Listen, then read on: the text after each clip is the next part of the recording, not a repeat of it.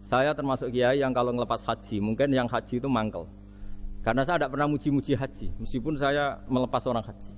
Umumnya kiai kalau ada orang haji kan dilepas haji mabrur, tidak ada lain balasan kecuali surga. Itu ngenes ketika si kiai pidato tadi ternyata ngenes. Ngenesnya seakan-akan surga itu hanya milik yang haji. Anak koyok kulo sepudi Gus wong kulo ora kelar kaji. Semenjak itu setelah saya jadi kiai ya dendam juga. Akhirnya setelah saya jadi kiai kalau ngaji orang yang haji mabrur balasannya surga, orang yang fakir sabar juga surga, orang yang sering dimarahin istri juga surga. Kata pokoknya surga terus. Sampai yang mau haji itu Gus gimana kok bahas kita kok sama dengan mereka? Ya karena saya ada ulama pesanan kata saya gitu. Bismillahirrahmanirrahim. Subhanaka la ilma lana illa ma 'allamtana innaka antal alimul hakim. Allahumma shalli wa sallim ala sayyidina Muhammad wa ala alihi wa sahbihi ajmain. Amma ba'du. Yang sangat saya hormati Dekan Fakultas Kedokteran UGM, juga tri dari Profesor Zaini, Profesor Ova Amelia, yang terhormat Dr. Naini, Dr. Profesor Dr. Madharina Zulia, dan semua yang hadir, termasuk teman kami Dr. Dulfikar, semua teman-teman kru, semua yang dari UGM, semua pendengar yang sangat saya hormati. Saya tidak akan cerita tentang perspektif kesehatan karena ini wilayah yang menangani kesehatan. Mereka lebih spesifik, lebih tahu. Tapi saya akan cerita tentang sejarah kurban. Saya masih ingat pesanan Pak Zaini, berkali-kali beliau bilang saya, agama yang masuk negara enggak konflik itu diantaranya paling spesial itu Indonesia. Karena para wali ini mendampingi kultur daerahnya, tapi tidak benturan. Misalnya kalau orang Jawa dulu pakai sesajen di sawah-sawah, katanya dimakan penunggunya. Ya penunggunya sawah itu kalau dulu ya pikirannya itu makhluk gaib. Di era modern ya penunggunya itu ya kambing, ayam itu jadi. Ya memang yang makan itu akhirnya. Tapi dulu itu aneh diistilahkan dimakan penunggunya. Kalimat penunggu itu apa ya gak jelas, apa dengan tanda petik apa penunggu betul gak jelas. Wali-wali datang tidak mengkafirkan itu, tapi terus dirubah jadi sedekah ke tetangga-tetangga. Jadi kultur itu enggak dilawan, tapi cukup diubah. Jadi makani demit menjadi sedekah ke tetangga. Nah cerita kurban juga seperti itu. Dulu tokoh-tokoh Quraisy, penunggu Ka'bah, itu dulu sudah ndak tauhid, sudah musyrik kalau dalam bahasa agama. Itu di mana-mana termasuk kebutuhan pokok manusia itu kalau kumpul-kumpul itu makan-makan. Itu mulai dulu.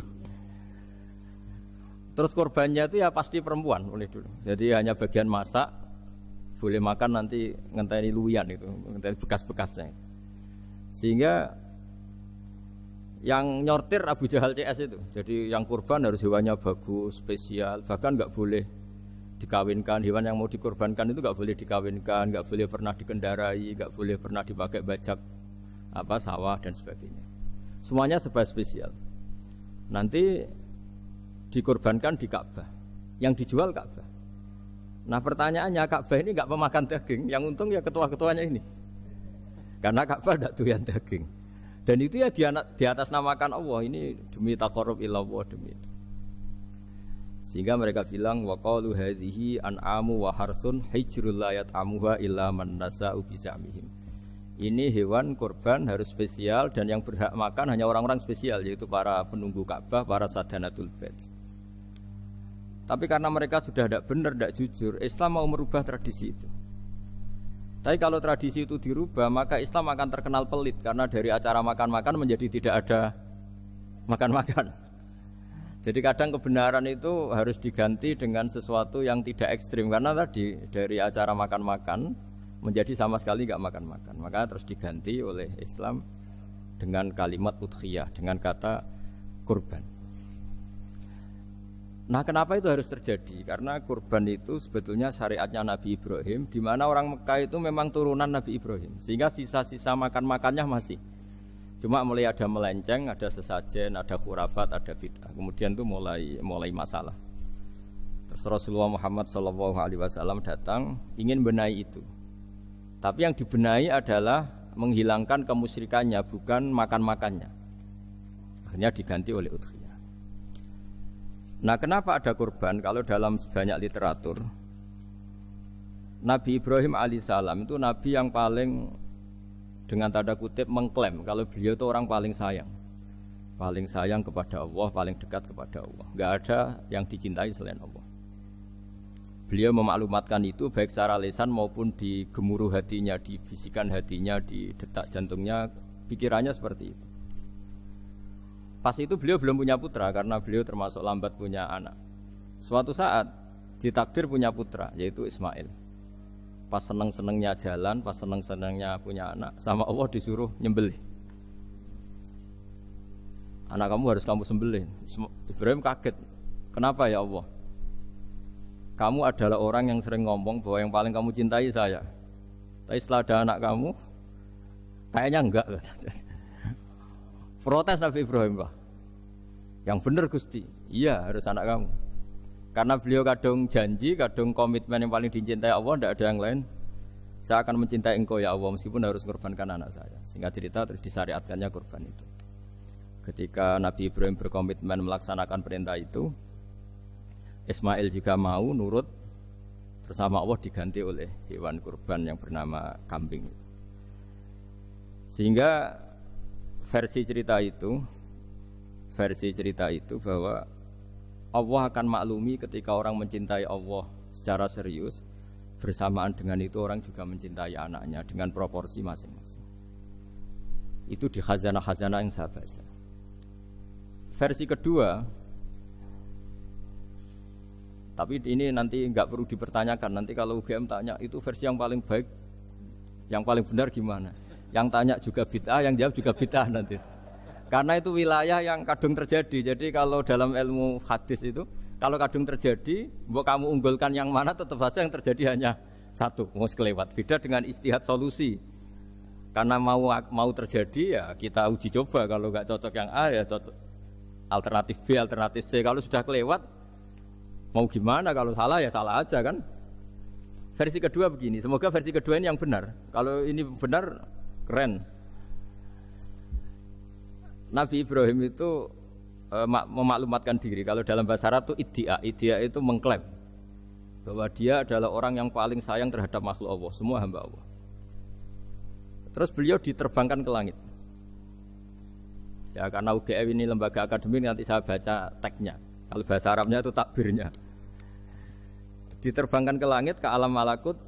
Ya tidak usah ditanyakan, tanya terbang gimana, nanti ribet nanti itu. Setelah diterbangkan di langit, wa kadzalika nuri Ibrahim malakutas samawati wal ardh, diperkenalkan alam langit, terus dipertontonkan. Itu ada sekian hamba Allah yang nyabu, yang ngefly, yang dugem, pokoknya yang maksiat-maksiat itu. Ibrahim ditanya sama Allah, gimana itu mereka menurut kamu? Damirhum, habisi saja Allah. Mereka makan rezekimu, hidup di bumimu, tapi mereka tidak mengindahkan engkau. Matikan saja. Sama Allah diturutin. Jalan-jalan lagi sampai 3 kali peristiwa tempat-tempat maksiat itu dihabisin sama Nabi Ibrahim. Beliau minta sama Allah supaya itu dihabisin. Singkat cerita, terus beliau diturunkan sama Allah. Setelah diturunkan, ya Allah tidak jawab, tidak apa. Allah itu punya sunnah, punya tradisi. Dengan nabinya itu tidak jawab. Suatu saat Nabi Ibrahim disuruh bunuh anaknya, disuruh nyembelih. Protes kan? Huwa samratu fuadi. Ini kekasih saya, putra saya. Kenapa engkau nyuruh membunuh? Terus kata Allah, kamu tidak ingat di malam kamu saya mi'rajkan, melihat hamba-hambaku, dan itu yang bikin aku, dan saya cinta sama mereka yang bikin saya. Kamu enak saja minta dibunuh. Sengkerian gantian saya yang minta, kamu tidak nurutin gitu. Kamu pas minta saya tidak tak pikir, langsung tak turutin. Kenapa saya yang sekarang minta kamu mikir gitu. Tapi huwa samratu fuadi, itu buah hati saya. Dan memangnya makhluk-makhluk itu makhluk siapa? Saya yang bikin. Kamu enak saja nyuruh bunuh. Nah semenjak itu jadi kearifan kita. Makanya Mbak Ova ini kalau guyonan di dunia kiai, kalau ada majikan bentak pembantunya yang salah meletakkan piring atau gelas, pasti cara berpikir mesti pembantunya tidak cantik. Karena kalau salah tok kok dia cantik, itu mesti mikir. Enggak bisa orang bentak orang cantik gitu. Jadi sama, misalnya saya janjian sama Gus Fikar, janjian Gus datang hari Senin gini-gini. Ternyata beliau nggak datang. Kalau saya tidak punya utang, tidak atasan saya pasti marah. Sudah janji kok gini-gini. Saya bisa marah itu sebetulnya sebabnya itu dua. Saya kecewa dan dia tidak punya jasa. Tapi yang diomongkan hanya, wah, semua kamu khulful wa'di apa? Enggak tepat. Coba kalau ini atasan saya jadi dosen karena beliau misalnya. Saya punya utang beliau. Mbok nyulayani janji apa kan? Nggih mboten napa-napa. Sama. Ada majikan mencintai pembantunya karena sangat cantik. Kemudian ada mencahno piring. Omahe dirubuhno itu tidak apa-apa gitu kan gitu. Sama. Makanya ada guyonan di dunia kiai itu, ada anak perempuan kan enggak lazim ya, perempuan pakai GL Pro kalau dulu, mungkin sekarang pakai Ninja, pakai celana jin. Sopo iku wong luput suwo itu? Siapa itu perempuan kok gitu? Niku ponakane jenengan, Mbah. Astagfirullah, muga-muga pangeran nyepuro. Jadi langsung rubah dari maksudkan menjadi ndak karena keluarga. Nah, jangan-jangan kebencian kita pada maksiat itu oke, kita wajib benci maksiat, tapi tetap ada catatannya. Plus yang maksiat itu tidak orang yang terkait dengan kita. Coba kalau yang maksiat itu orang yang terkait dengan kita, itu anak kita, ponakan kita, mungkin istri kita, paling mintanya ya Allah ampuni. Sama-sama maksiat, yang satu minta dihabisin, yang satu kita minta diampuni. Fair gak kita sebagai manusia? Tidak fair. Tidak fair. Nah, iya gak fair ya? Apa ya fair? Mikir. Makanya kalau ada guyonan, ya itu tadi. Ada supir salah dimarahin, pasti supir ini belum pegang rahasia. Tapi kalau sudah pegang kartu, si majikannya punya apalah gitu, simpanan gitu. Wah ini pegang, berani marah gak? Tidak ada. Ini dokter Kelik juga teman saya. Itu pengalaman sekali. Jadi itu guyonan kiai. Makanya jadi manusia itu gak pernah adil sebenarnya. Makanya Allah pernah mensifati manusia itu bakanal insanu zaluman jahula. Manusia itu sangat zalim dan sangat bodoh. Kalau misalnya jenengan tanya, orang soleh pun itu gimana? Orang soleh asal manusia tidak nabi, itu ya mesti ada zalimnya. Makanya kalau dalam kitab Hikam diterangkan, kitab Hikam itu kitab yang olah manusia. Itu menyebut begini, manusia itu siapa? Dijawab, manusia itu mangkanat mahasinuhu masawiyah. Orang yang ketika baik saja salah, apalagi ketika salah. Kita misalnya punya toko laris itu. Doanya mustajab, laris, pembelinya banyak, kualitasnya bagus. Pasti ada toko sekeliling yang megap-megap karena orang sekarang ke kamu kan itu. Sama di kampus ya gitu, kalau ada kampus besar yang lain pasti kemahjub, terhalangi karirnya di semua. Sehingga orang supaya terus merasa salah, Rabbana dzulamna anfusana, meskipun kita sedang benar pun. Saya termasuk kiai yang kalau ngelepas haji, mungkin yang haji itu mangkel. Karena saya tidak pernah muji-muji haji, meskipun saya melepas orang haji. Umumnya kiai kalau ada orang haji kan dilepas haji mabrur, tidak ada lain balasan kecuali surga. Saya itu karena pernah kecil, pernah dengerin masyarakat. Itu ngenes ketika si kiai pidato tadi ternyata ngenes. Ngenesnya seakan-akan surga itu hanya milik yang haji. Anak koyok kula sepundi Gus wong kula ora kelar kaji. Semenjak itu setelah saya jadi kiai ya dendam juga. Akhirnya setelah saya jadi kiai kalau ngaji orang yang haji mabrur balasannya surga, orang yang fakir sabar juga surga, orang yang sering dimarahin istri juga surga. Kata pokoknya surga terus. Sampai yang mau haji itu Gus gimana kok bakas kita kok sama dengan mereka? Ya karena saya ada ulama pesanan kata saya gitu. Jadi artinya gini. Ketika Anda muji ibadah haji, jangan kira yang ngenes tidak banyak, yang ngeluh juga banyak, karena mereka ada takdir gak mampu haji. Itu hebatnya Islam. Islam juga datang dengan solusi-solusi, misalnya Jumatan itu hajinya orang miskin, orang yang ingat Allah mulai subuh sampai matahari terbit juga sama dengan umroh. Jadi karena tidak semua orang itu mampu haji. Jadi itu Islam. Jadi nanti tak bacakan. Jadi versi kedua itu Nabi Ibrahim diperingatkan Allah bahwa tidak seperti itu cara mengelola hambaku.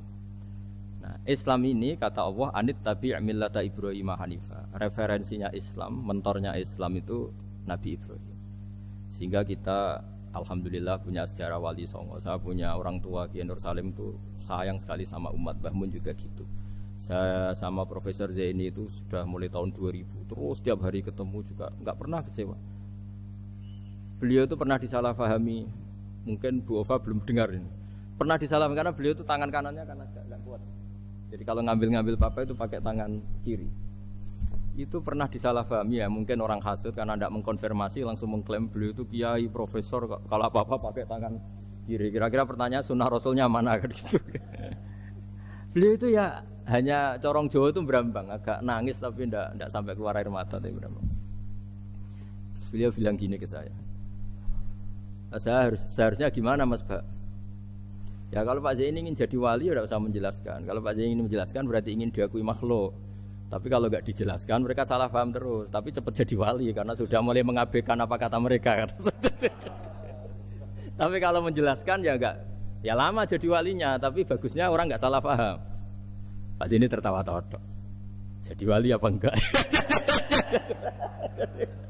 Jadi saya tuh lama sekali sekamar dengan beliau ada di Badan Wakaf ya Mas Fajar ya. Badan Wakaf yang atas itu kan dulu tempatnya Pak Rektor kan kosong. Nah itu kita tempati sama Pak Zaini bertahun-tahun tiap hari diskusi. Dan nggak pernah ceritanya beliau itu penting.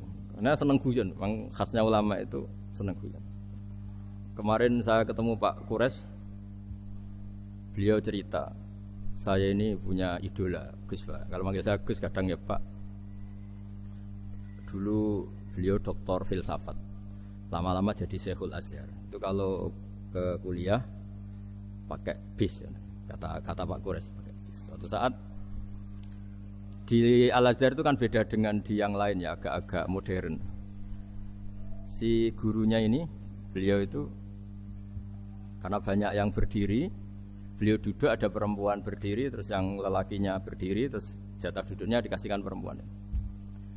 Perempuannya itu pakai pakaian yang agak minim, agak seksi lah, agak minim. Terus si Syekhul Azhar tadi saat itu belum Syekhul Azhar, punya 2 permen. Ini ceritanya Pak Kures punya 2 permen terus. Yang satu sudah dibuka, yang satu masih bungkusan masih ditawarkan.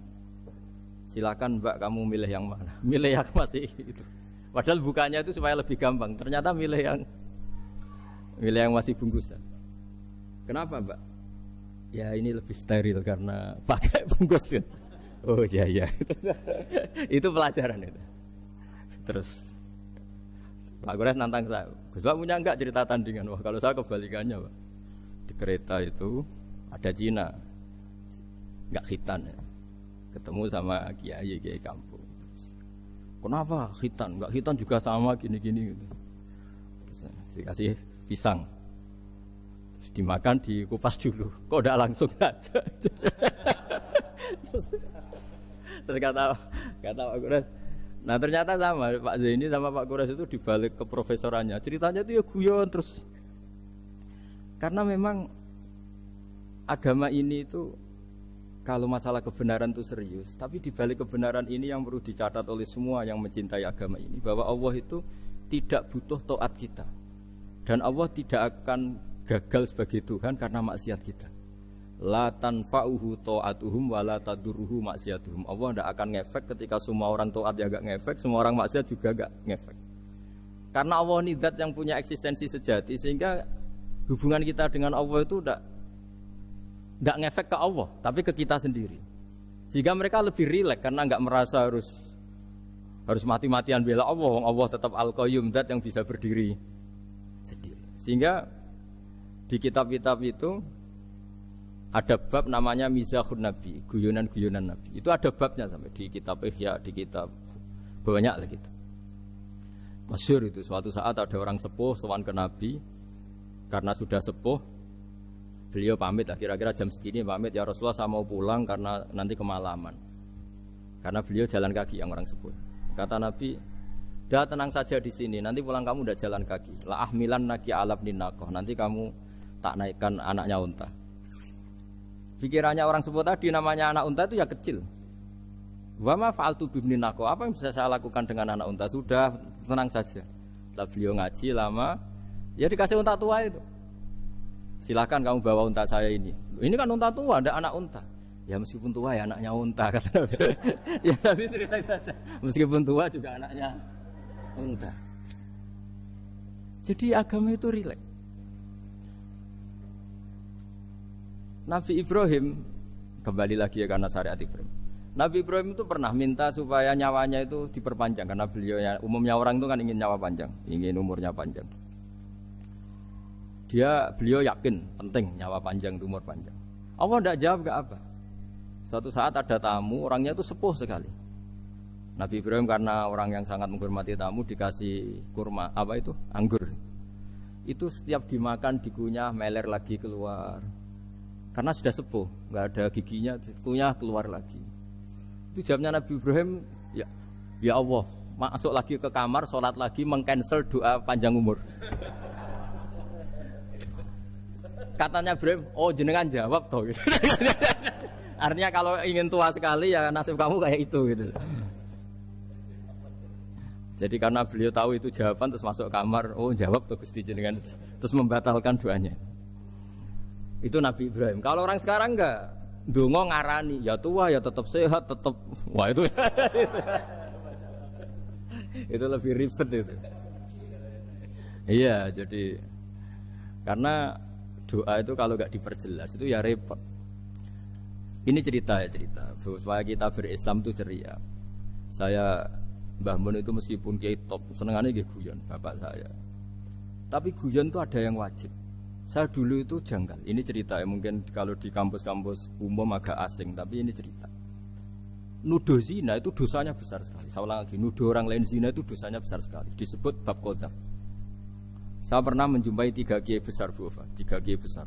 Kiai top semua. Di majelis itu ada gosip bahwa si A itu punya selingkuhan sama Sri itu misalnya atau dengan siapalah dengan perempuan. Itu kalau di Arab itu senengannya pakai Salma, Laila Majnun Salma. Kalau di Jawa itu kasihan korbannya itu. Ya, tapi itu contoh saja. Ya. Itu si Kiai 3 tadi gak ngefek, malah tanya gini, loh apa perempuannya cantik? Wah, cantik sekali Mbah. Cantiknya sampai kayak apa? Malah bicara cantiknya perempuan. Saya itu ya pertama iskal. Ini Kiai kok bakas orang apa? Cantik. Orang ayu ya. Setelah majelis itu bubar, yang penggosip tadi, ya yang gosip ini gak kiai, yang pembisiknya ada kiai, yang gosip ini gak kiai. Cuma kiai 3 ini posisi mendengar. Tapi malah tanya cantiknya tadi. Singkat cerita setelah orang itu pulang bilang gini, Gus. Itu kalau saya bilang iya dengan gosip itu, saya ikut qadzaf, saya ikut menuduh orang lain zina. Itu dosa besar. Selain itu saya kiai, kalau saya bilang iya dianggap membenarkan. Maka untuk mengalihkan gak bicara nuduh, jadi guyon tadi. Jadi guyonnya itu karena kalau kita tadi bilang iya artinya mengiyakan. Dan itu artinya qadzaf, punya dosa besar karena nuduh orang lain zina. Diperparah dia kayak besar kan orang menjadi percaya karena yang ngomong bukan penggosip lagi tapi ya. Maka dialihkan tadi. Loh, ayo nucung. Gitu. Sampai segitunya kearifan. Sehingga dulu ketika Maiz itu seorang sahabat yang pernah salah besar. Itu Nabi ketika beliau ada gosip salah gitu ya, Nabi masih jangan-jangan kamu hanya mimpi, Cung. Jangan-jangan kamu hanya megang tapi tidak sampai zina. Sampai terakhir Nabi tanya, "Afi aklikaseun, jangan-jangan otak kamu sudah agak error." Saking tidak inginnya Nabi mempercayai hal-hal seperti itu. Nah, problem kita di zaman sekarang justru kadang nyari-nyari supaya tahu buktinya. Yang dulu para orang soleh menghindari bukti itu supaya enggak suudzon. Sekarang orang mencari-cari bukti. Padahal itu dilarang, wala tajassasu, orang enggak boleh mencari-cari kesalahan orang lain. Nah, itu kearifan-kearifan yang saya dapatkan dari Bapak, dari Mbah Mun, dari Pak Zaini, dari Pak Gures. Mereka orang-orang yang luar biasa menghindari ngomong penting. Sekarang itu orang banyak yang sering ngomong penting. Sebenarnya itu malah salah. Karena kalau ngomong penting itu vonis terhadap orang lain. Dan kalau kamu rileks, tidak. Nabi dulu itu rileks sekali. Ketika beliau ngaji gini, terus ada pemuda lewat bawa cangkul mengabaikan pengajian Rasulullah. Banyak sahabat bilang, celaka orang itu ada Nabi ngaji kok tidak ikut. Jawabannya Nabi unik. jangan-jangan dia punya keluarga yang harus kerja, dan kalau harus kerja untuk nafkah keluarganya itu juga ibadah. Itu ya sunnah saya. Jadi Nabi rileks saja, tidak tersinggung, tidak. Nah, kenapa kita butuh rileks? Karena kebenaran sekali dipaksakan itu jadinya benturan. Dan itu wali-wali Songo itu dulu sudah berpikir seperti itu. Sehingga Pak Zaini yang sering ngendikan sama saya, kita ini bisanya mengikuti Mas Ba, kalau manggil saya Mas, tidak bisa benturan. Sehingga tadi ada modifikasi dari sesajen menjadi sedekah, dari apa menjadi apa. Jadi tidak langsung benturan. Dan itu khazanahnya, bacaan-bacaannya banyak sekali. Termasuk peristiwa Udhiyah tadi. Jadi dulu kurban itu dipakai ajang orang-orang tokoh Quraisy supaya dapat daging yang bagus, di atas namakan Ka'bah. Jadi agama ini dijual mulai dulu. Sekunane kuno agama ini dijual. Dan agama mulai dulu ya prospek. Ka'bah itu bisa menyedot wisatawan berapa, wisata religi. Sehingga dulu ada Ka'bah tandingan, perhitungannya juga ekonomi. Jadi mulai dulu itu ya sudah seperti itu. Mau apa memang Allah bikin dunia seperti ini. Jadi dulu, mulai dulu agama itu ya, sampai orang Yahudi gak mau iman sama Nabi ya pikirannya sederhana. Kalau saya tokoh banyak yang sowan, banyak yang ngasih-ngasih. Kalau saya ikut Muhammad, saya anak buah, yang ngasih saya siapa? Jadi perhitungannya juga ekonomi. Jadi ketika Abraham mau bikin Ka'bah tandingan, itu perhitungannya juga ekonomi. Jadi ribet kan memang kalau manusia itu sudah ribet. Tapi Islam ini datang bukan untuk itu, tapi memaklumi itu. Itu hebatnya Nabi Ibrahim. Ketika beliau berdoa, ya Allah, keluarga kami saya tempatkan di Mekah. Rabbana liyuqimus sholata faj'al af'idatam minan nasi tahwi ilaihim warzuqhum minas samarat. Cuma menurut Islam dibalik, ya Allah, kita ini ingin anak-anak kami ini bersujud kepada Engkau, ingin anak-anak kami ini melakukan sholat. Tapi mereka ini manusia yang untuk ketahanan hidupnya butuh makan, butuh rizki, butuh ekonomi. Maka tolong ekonominya dijaga ya Allah. Jadi dibalik, demi sholat menjaga ekonomi. Jangan dengan demi ekonomi meninggalkan sholat. Jadi dibalik, jadi demi sholat menjaga ekonomi. Juga termasuk menjaga politik.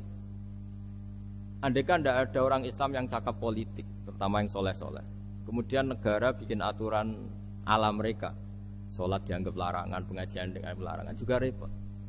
Makanya mulai dulu kiai-kiai itu ya politik, karena nggak ingin negara ini diatur oleh orang yang anti sholat, anti agama. Karena kalau negara terserah yang sedang jabat, kemudian yang jabat tidak soleh, bisa nganggap maksiat-maksiat tidak ilegal, yang pengajian justru ilegal. Nah, di sini kenapa banyak orang-orang soleh dulu ya rata-rata ya berpolitik mulai sebelum kemerdekaan sampai setelah kemerdekaan. Jadi itu ada filosofinya. Nah, bahwa ada oknum-oknum yang tidak seperti itu ya monggo, itu oknum. Tapi sebetulnya awal-awalnya kenapa banyak orang soleh yang politik, karena nggak ingin negara ini dipimpin oleh orang-orang yang anti agama, anti kebaikan. Sehingga berkahnya apa? Berkahnya negara ini berkonstitusi secara Islami. Meskipun tidak negara Islam, tapi tadi hak-hak asasi manusia terjaga, hak belajar, hak beragama, hak ibadah. Coba bayangkan kalau kita jadi korut, Korea Utara kan pusing. Jadi, nah itu uniknya, lagi-lagi ini cerita uniknya. Itu mulai dulu itu tidak ada benturan. Ketika ada Masumi, ada Partai NU, ada macam-macam. Muhammadiyah datang di Jogja itu Mbah Ahmad Dahlan itu teman dekatnya Mbah Hasyim. Saya tahu banyak tentang, namanya dulu Darwis. Itu dulu ngajinya sama pernah buyut-buyut Qiyami di sini. Dulu ngaji Mbah Soleh Darat, Mbah Ahmad Dahlan sama siapa itu Mbah Hasyim. Ketika di Mekah yang Mbah Ahmad Dahlan ngaji Syekh Khotib Minangkabau itu ya sama Mbah Hasyim. Nah kebetulan Mbah Ahmad Dahlan hidup di Jogja yang zaman itu sudah khurafatnya kayak apa, karena ada sistem agama yang sangat, menurut beliau sangat jauh dari Islam yang murni. Terus beliau revolusinya seperti itu. Yang Mbah Hasyim nempat di Jombang. Nah itu kan murni ilmu sosial, murni muqtadul hal. Terus beliau punya metode yang berbeda, tapi nggak masalah, mulai dulu nggak masalah. Kemudian jadi kalau yang kadang-kadang memasalahkan tuh ya memang yang nggak tahu masalah. Sebenarnya dulu itu ya biasa aja, karena ya itu urusan metode, urusan. Saya teruskan masalah udhiyah. Jadi yang diceritakan Nabi Ibrahim tadi, bahwa benci seseorang kita atas namakan maksiat itu tidak segampang itu. Karena jangan-jangan kebetulan yang maksiat itu keluarga kita. Apakah kita punya kebencian yang sama saat yang maksiat itu keluarga kita, atasan kita, teman kita? Ya kayak tadi. Kalau saya corong jodi belenjani janji, ada orang janji sama saya nggak tepat waktu, saya bisa marah, itu pasti sebabnya jelas. Itu bawaan saya nggak berjasa sama saya. Kalau kata dokter Kelik nggak cantik ya. Tapi kalau itu orang yang misalnya rektornya bilang, maaf ya saya tidak bisa datang hari ini, tidak apa-apa. Mesti manut itu. Atau yang nyelain janji kiai itu, cuma ngurus itu teko itu. Ini betul apa-apa. Gayane aja kita marah karena fulful wa'di apa? Ingkar janji. Sama. Intinya Nabi Ibrahim itu coba kalau yang maksiat itu anak kamu berharap saya ngasih tobat kan? Bukan langsung tak habisin kan? Intinya Allah ingin bilang ke Nabi Ibrahim, andai kan yang maksiat itu anak kamu, ingin saya menghabisi apa tak kasih tobat? Ya kasih tobat ya. Ya seperti itu saya yang bikin. Maka di Al-Azhar sana, kalau cerita orang-orang alim itu masyhur. Ada tempat maksiat mau dihabisin sama orang-orang yang sangat keras. Ketemu Syekh Mutawalli Sa'rawi, ditanya, andai kan mereka mati saat maksiat, itu mereka ke surga apa ke neraka? Ya ke neraka. Terus ditanya sama Syekh Mutawalli, kalau mereka ke neraka, akan adzalika muradan Nabi? Apa seperti itu yang digedaki Nabi? Umatnya mati terus masuk neraka karena belum tobat? Tidak. Nabi inginnya mereka tobat dulu. Ya sudah, jangan dihabisin. Kamu berproses ikut mentobatkan mereka. Kebetulan ini mau mendengar. Jadi kita lunak, kita baik itu ya semuanya ingin la'allahum yarji'un, semoga mereka kembali, mereka tobat. Bukan lunak dengan arti mengakui maksiat itu satu kebaikan, itu yang bahaya. Kalau lunak sampai mengakui itu maksiat itu kebaikan, itu bahaya sekali. Tapi kita lunak karena kita ingin berproses untuk bertobat. Karena tadi kalau kita punya nurani itu mesti, andai kan yang maksiat itu anak kita atau teman dekat kita atau orang yang berjasa sama kita, apa kita bisa tegas? Kira-kira gimana? Bisa kamu tegas sama anak kandung? Berat. Ditantang minggat saja pusing. Ya makanya terus ini saya baca teks aslinya ya, supaya mungkin sebagian yang punya kitabnya atau memang punya tradisi akademik supaya mendengar ini. Saya baca ini versi yang kedua ini di kitab Hikam. Kitab Hikam itu termasuk kitab pegangan para kiai, halaman 4 juz 2. Diredaksikan gini, waqad adzabahu ta'ala, ini masih tentang kurban. Waqad adzabahu ta'ala khalilahu Ibrahim fi ba'di mawatinihi al-azimah. Jadi Allah kalau dalam bahasa Arab memberi teguran itu namanya takdib. Makanya kalau orang nakal itu, kalau orang Jawa bilang kurang ajar. Sebenarnya ajar itu kan tahun ajaran baru. Ajar itu kan barang baik. Ya kan disebut tahun ajaran baru. Pengajaran, ajar itu kan barang. Jadi kalau kurang ajar berarti kurang baik. Itu bahasa Arabnya orang yang kurang ajar perlu diajari. Itu kalau orang Arab bilang ditakdib. Diwarai toto kromo, diadabkan. Jadi belum punya adab diadabkan. Itu udah, tapi tentu Nabi Ibrahim nggak sampai kurang ajar. Ini kan cerita bahasa ya. Jadi kalau sebenarnya ajar itu udah buruk-buruk kurang ajar, berarti orang ini kurang pelajaran, kurang. Tapi di Jawa itu agak salah kaprah. Kalau kurang ajar itu ekstrim. Misalnya duduk di meja itu disebut kurang ajar. Sebenarnya ada se-ekstrim itu. Saya teruskan ya. Terus wa 'allamahu kaifa yatakhallaqu bihadzal khuluqil karim inda tilaihi 'alal asrar. Terus disebutkan anak Ibrahim annahu arhamul khalqi qal farafa'ahu wa ta'ala hatta asyrafa 'ala ahlil ardi.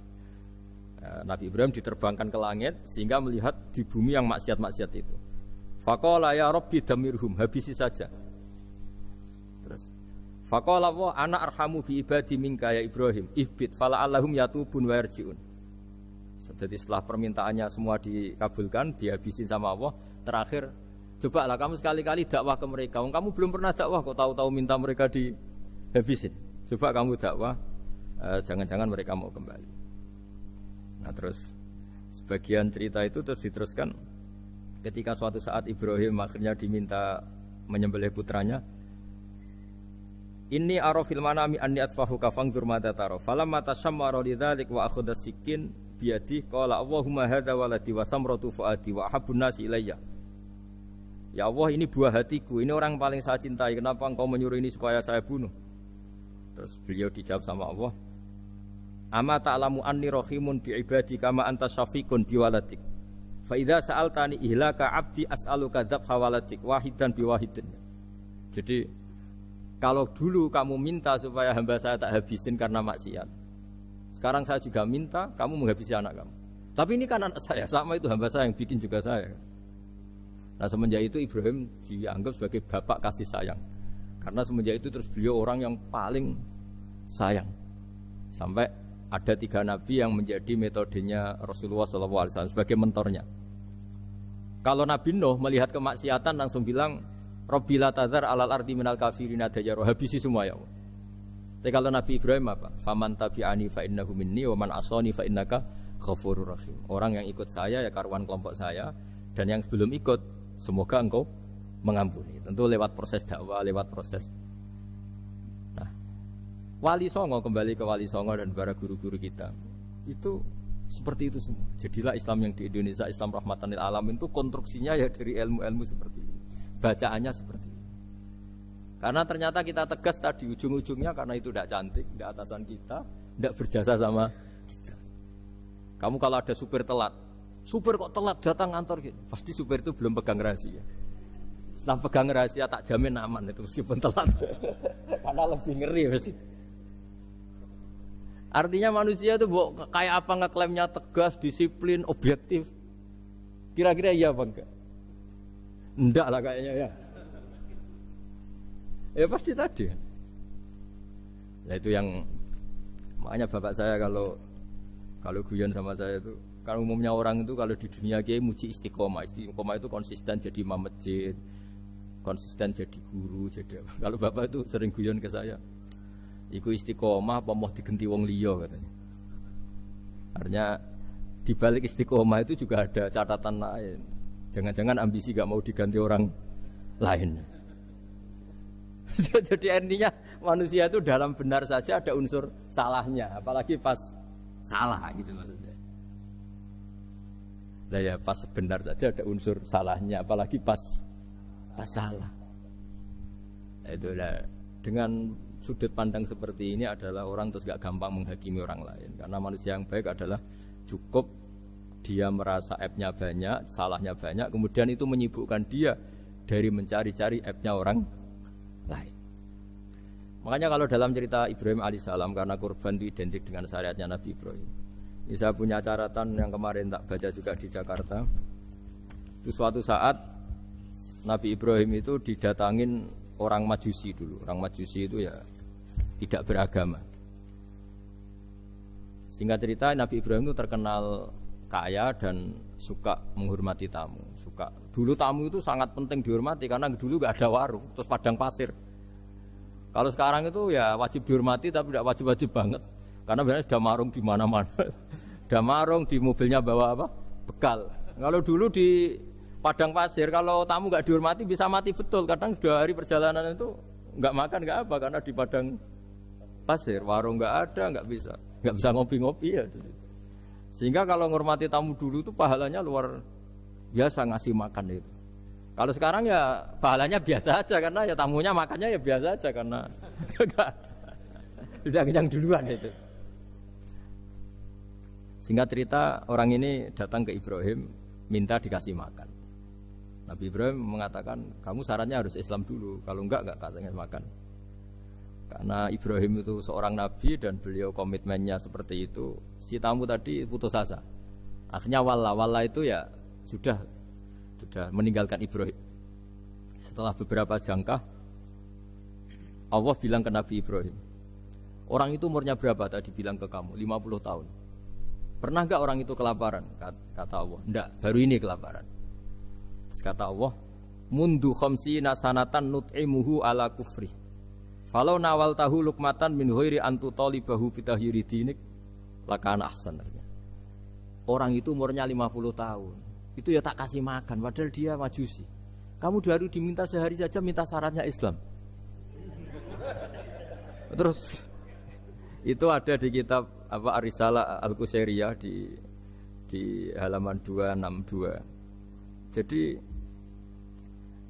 cuma dulu itu motifnya semuanya agama, bukan atas nama demokrasi atau kebebasan beragama. Karena dulu itu orang dulu itu kan saking sayangnya Allah, apa-apa konstitusinya ya perintah Allah. Dan ternyata perintah Allah seperti itu. Akhirnya dipanggil. Kemana ya majusi ke sini tak kasih makan. Terus majusinya kan kaget. Ada apa? Kenapa kamu rubah? Ditegur Tuhan. Iya, ditegur Tuhan. Jadi dan alhamdulillah saking simpatiknya orang majusi tadi akhirnya masuk Islam. Sama itu kan mirip orang Yahudiyah atau Yahudi itu yang tanahnya itu diambil ya sama Amr bin As untuk perluasan masjid di Mesir. Ya ketika lapor ke Sayyidina Umar, ngiranya itu kan dibenarkan perluasan masjid, ternyata Umar belain yang Yahudi. Iya, yang punya tanah harus dikembalikan tuh haknya. Jadi Islam itu menghormati hak kepemilikan meskipun itu milik non muslim. Jadi kata Allah, mut khamsina sanatan nut'imuhu ala kufri. Falau nawal tahu lukmatan min ghairi antu talibahu bitahiri dini. Mbok dikasih makan aja, ndak usah nyuruh ganti agama. Wong saya saja yang Tuhan ngasih makan dia sudah 50 tahun tanpa syarat. Tanpa syarat. Ya jadi ini cerita ya Bu Ufa. Jadi kita mungkin kenangan saya dengan Bapak, Bu Ufa dengan Profesor saya ini kebetulan teman dekat sekali sama saya dan hampir tiap hari saya ketemu minimal 3 jam bertahun-tahun. Sampai kalau kehabisan cerita akhirnya cerita keluarganya karena kesuwan belajar karena akhirnya cerita keluarganya. Maksud saya tadi ini saya cerita ini barang baik ketika beliau pernah ditahan karena aktivis dulu. Itu pas mau lahirnya Bu Ova, terus beliau berdoa mati-matian delalah dibebaskan. Beliau sempat nunggui kelahirannya Bu Ova ini terus dinamai Aufa Amalia. Itu kalau dalam bahasa Arab itu Aufa itu Allah memenuhi apa yang saya angen-angen. Jadi itu ceritanya itu gitu. Jadi nama itu spontan aja ketika iya, jadi beliau itu aktivis dulu. Bukan di penjara karena korupsi atau kriminal, bukan karena aktivis. Karena kalau model sekarang Bu Ova kalau nggak dijelaskan detail ditahan karena aktivis, nanti dikira ditahan karena yang lain. Ribet kan? Jadi ditahan karena beliau itu dulu aktivis, bukan karena. Ya saya kira demikian. Monggo kalau ada sesi tanya jawab, kalau tapi yang ringan-ringan saja nanti jadi serius. Berapa pertanyaan? Apa waktunya? Pakai waktu 10 menit ya. Ini pas. Iya, terima kasih Pak Gus Baha yang sudah menyampaikan cukup baik ya untuk pencerahan kita semua terkait dengan bagaimana kehidupan bermasyarakat dan bagaimana kita mensikapi salah benar, begitu juga terhadap orang-orang yang mungkin selama ini tidak kita duga. Ternyata banyak hal-hal yang kita dapatkan pada sore hari ini. Saya yakin dari pemirsa atau dari Bapak Ibu yang hadir secara langsung maupun virtual ada hal-hal yang akan ditanyakan. Kita masih punya waktu cukup kurang lebih 1/4 jam. Oh, kelamaan ini. Kelamaan. Iya, tadi 10 menit perjanjiannya. Iya. Tadi 10 menit. Iya. Pas ini. Kami persilakan dari yang hadir terlebih dahulu. Sudah sangat jelas berarti ini. Sudah pinter semua. Ya, ini ada pertanyaan. Yang pertama katanya, Assalamualaikum warahmatullahi wabarakatuh. Pak Gus Baha, dalam ingin bertanya dan ingin tahu bagaimana supaya kita bisa selalu berpikir nubuwah di setiap peristiwa yang menimpa kita di kehidupan sehari. Semoga. Gimana? Ulang lagi. dalam ingin bertanya dan ingin tahu bagaimana supaya kita bisa selalu berpikir nubuwah di setiap peristiwa yang menimpa kita di kehidupan sehari-hari. Begini ya, jadi andaikan kita baca banyak, setidaknya sering mau mendengar. Sebenarnya hidup itu sangat baik, bukan sekedar baik, sangat baik. Misalnya kita sedang dapat nikmat, ya Islam menganjurkan syukur. Syukur itu ya dapat pahala. Kalau sedang banyak masalah seperti sekarang mungkin ada pandemi apa, Islam mengajarkan sabar. Sabar itu juga pahala.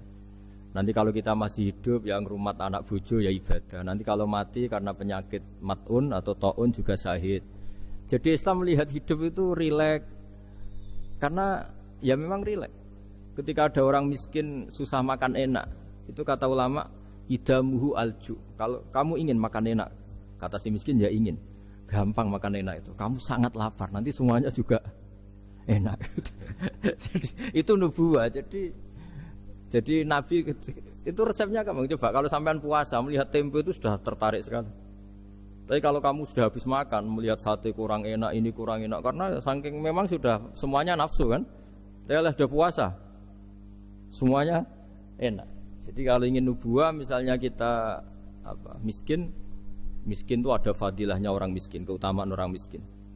Itu malaikat ngauditnya bingung karena mau diaudit apanya nggak punya apa-apa kan. Jadi artinya barokahnya miskin, kita hisabnya juga ringan, mau diaudit apanya nggak punya apa. Iya kan? Nah, yang orang kaya, barokahnya kaya bisa amal, bisa ikut bantu masjid, bantu madrasah, bantu kebaikan. Nah, itu berpikir nubuah. Terus kedua, terbiasakan yang agak unik, ini mungkin wilayah medis. Yang agak unik dalam Islam itu mimpi itu Bu Fayo, mimpi. Itu sama kenyataan itu tinggi mimpi derajatnya. Andai kan orang masih zaman orisinil, mimpi sama hidup nyata itu hebat mimpi.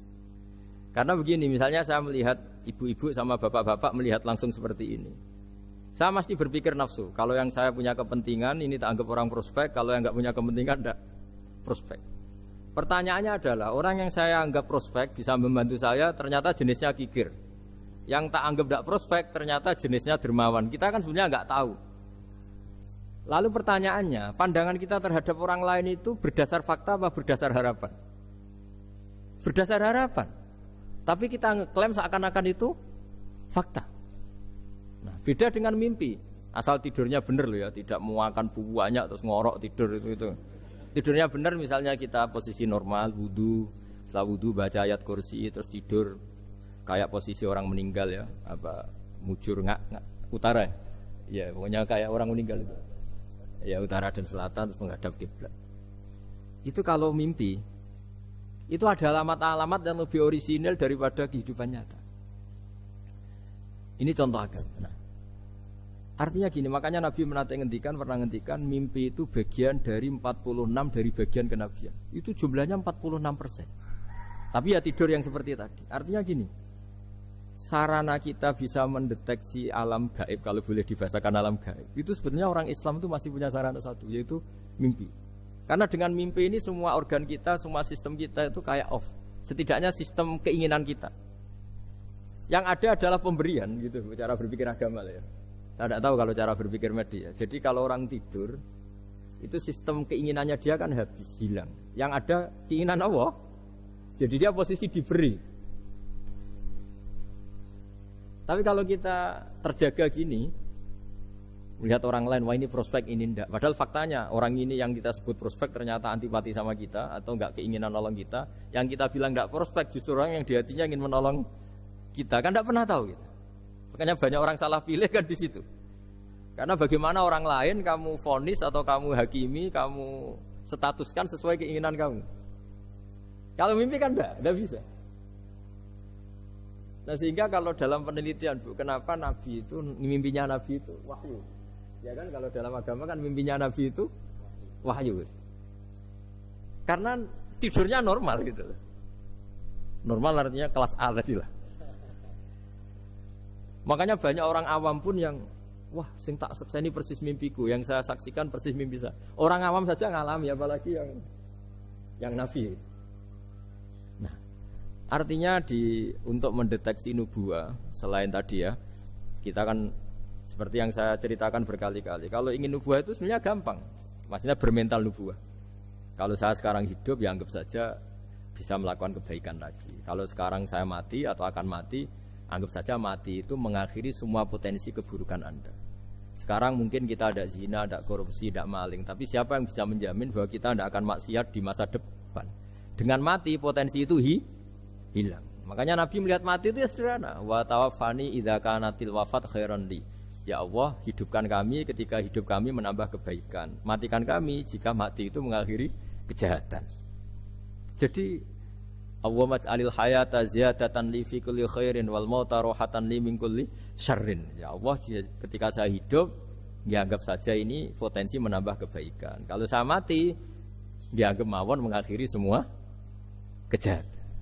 Sehingga ya mati itu pasti baik. Makanya kalau ada koruptor, ada preman mati, kalau kiai-kiai saya baik ya, sampai orang-orang tidak ikhlas. Baik di mana orang penjahat gini? Padahal kiainya di hatinya ya baik, sekarang tidak penjahat lagi, sudah mati. Nah itu ada ilmunya sebetulnya, karena kematian itu punya sisi positif. Orang tidak bisa jahat lagi. Ya saya kira dulu. Oke, ini ada pertanyaan berikutnya, Pak Sa. Ketika kita menyembelih sapi atau kurban yang kita kurbankan, kalau dilihat tampilan itu sehat ya, namun ketika disembelih itu ada beberapa bagian, misalnya hati, limpa itu terpesi cacing. Apakah yang sebagian terpesi ini membatalkan syarat kita kurban? Setelah itu apakah kita akan mengganti hewan atau bagaimana? Makasih.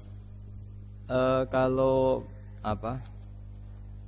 Islam ya, Islam kan istilahnya masyhur itu ya dalam pegangan ilmu usul fikih. Nahnu nahkumu bidzahir, kita ini hanya berpegangan yang kita lihat.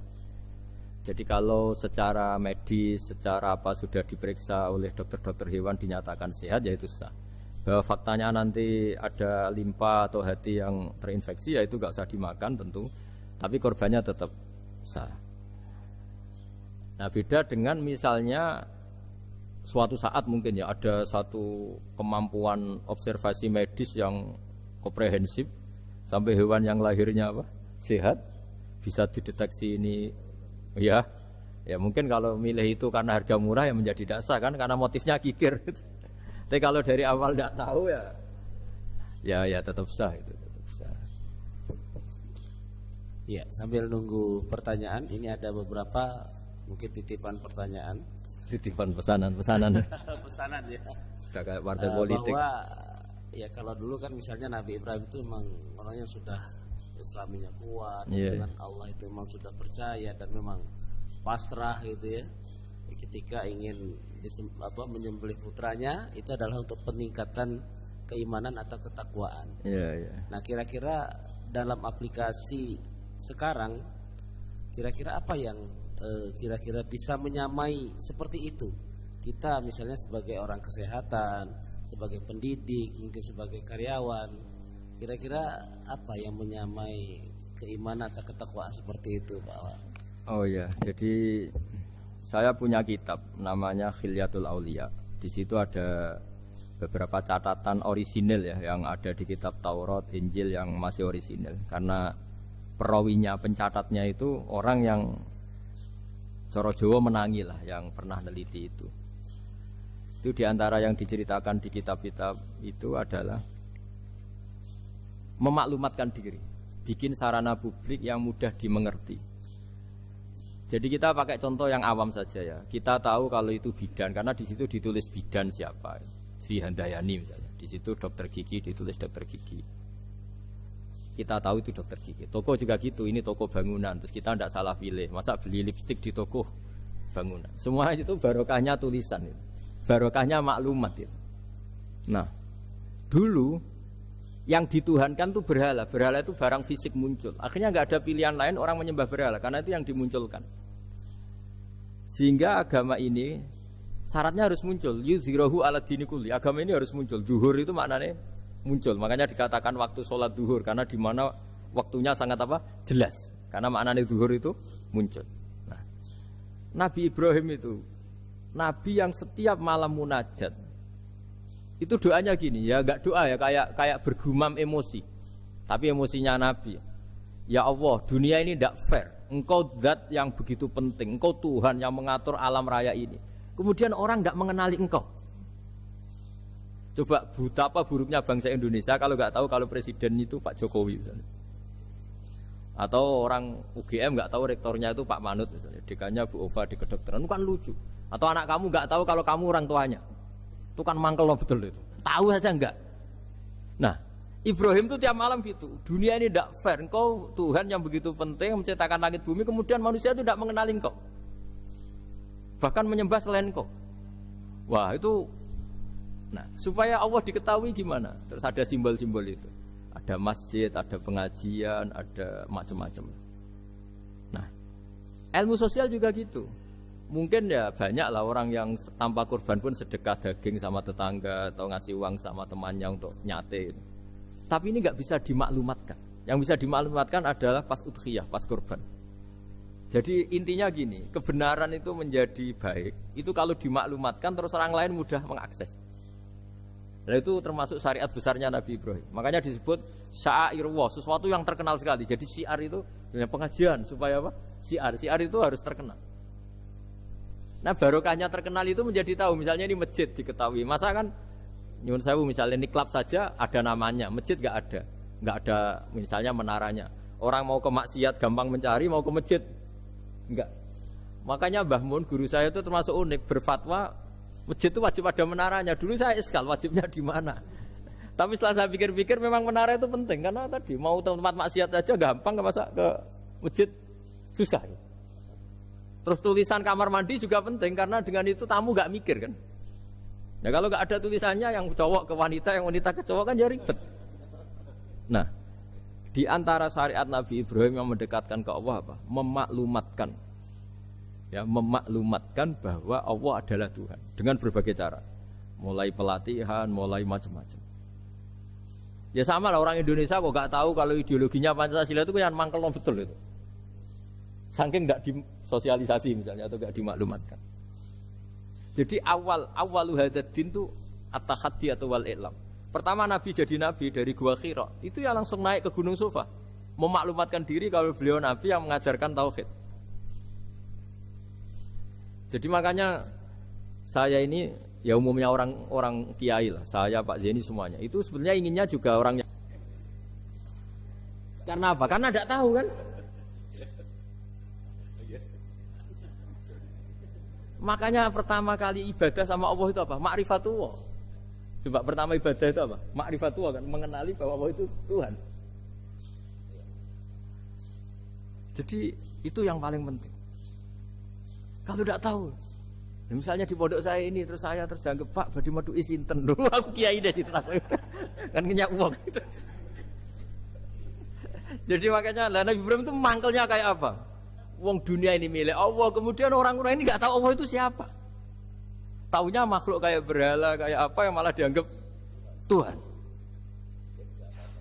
Nah ya itu jadi kalau ingin dekat Allah dalam konteks modern ya maklumatkanlah kebenaran ini. Sampai kebenaran ini mudah diakses, mudah dipelajari, mudah dipahami karena tadi dimaklumatkan. Ya saya kira demikian. Ini sudah. Oke, terima kasih. Masih ada? Oh ya, ini ada terakhir ya. Masih 1, 2, 3, 4. Wah, kalau gitu. Banyak ini ternyata. Ya, yang berikutnya dari Umi Zakiyah Malang. Assalamualaikum Pak Gus Baha. Berkaitan dengan langkah-langkah ibadah haji tentang apa yang dilakukan oleh Nabi Ibrahim, yaitu wukuf. Ya? Apakah betul saat yang di layarnya kok beda? Yang Umi Zakiyah.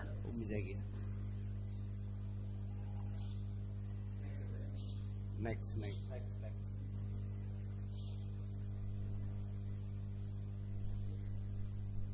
Firman terus.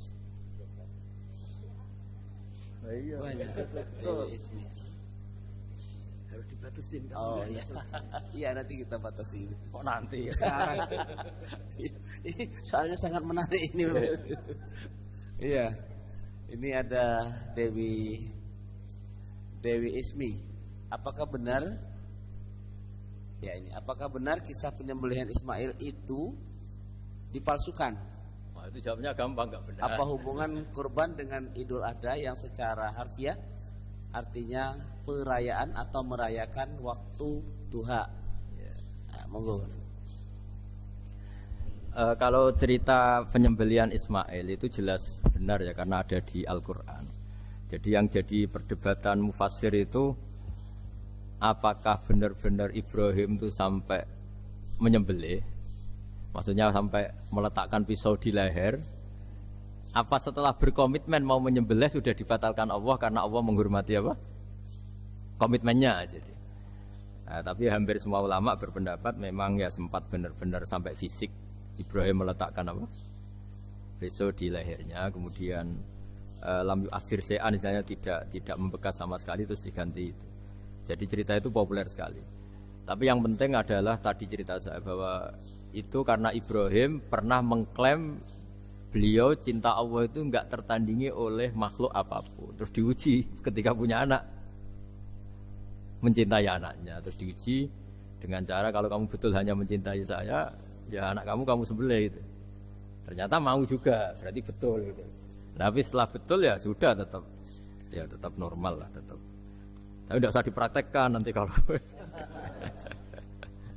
Terus kalau masalah udhiyah itu bukan kaitannya dilakukan waktu duha, ndak. Memang duha yudhi tadkhiyatan itu artinya ya menyembelih yang memang kebetulan waktunya setelah sholat.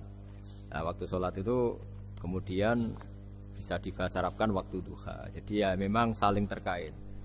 Kalau bahasa Arab itu memang semuanya begitu. Jadi kalau orang yang perilakunya baik itu disebut Muhammad, orang yang terpuji. Sehingga Nabi Muhammad punya nama lain namanya Ahmadu, saya memuji Allah. Kan Hamidah Ahmadu, kalau ingsun Ahmadu saya memuji. Jadi kalau bahasa Arab memang itu bofa. Kalau bahasa Arab itu memang unik. Bahasa Arab itu semuanya itu merujuk kosakata. Makanya kalau Pak Quraisyab nulis tafsir itu mesti melibatkan kosakata. Kayak Rasul itu asli maknanya Rasul itu ya utus.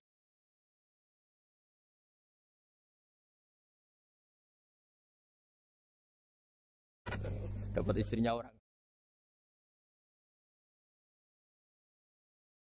Kalau bareng yang korban kan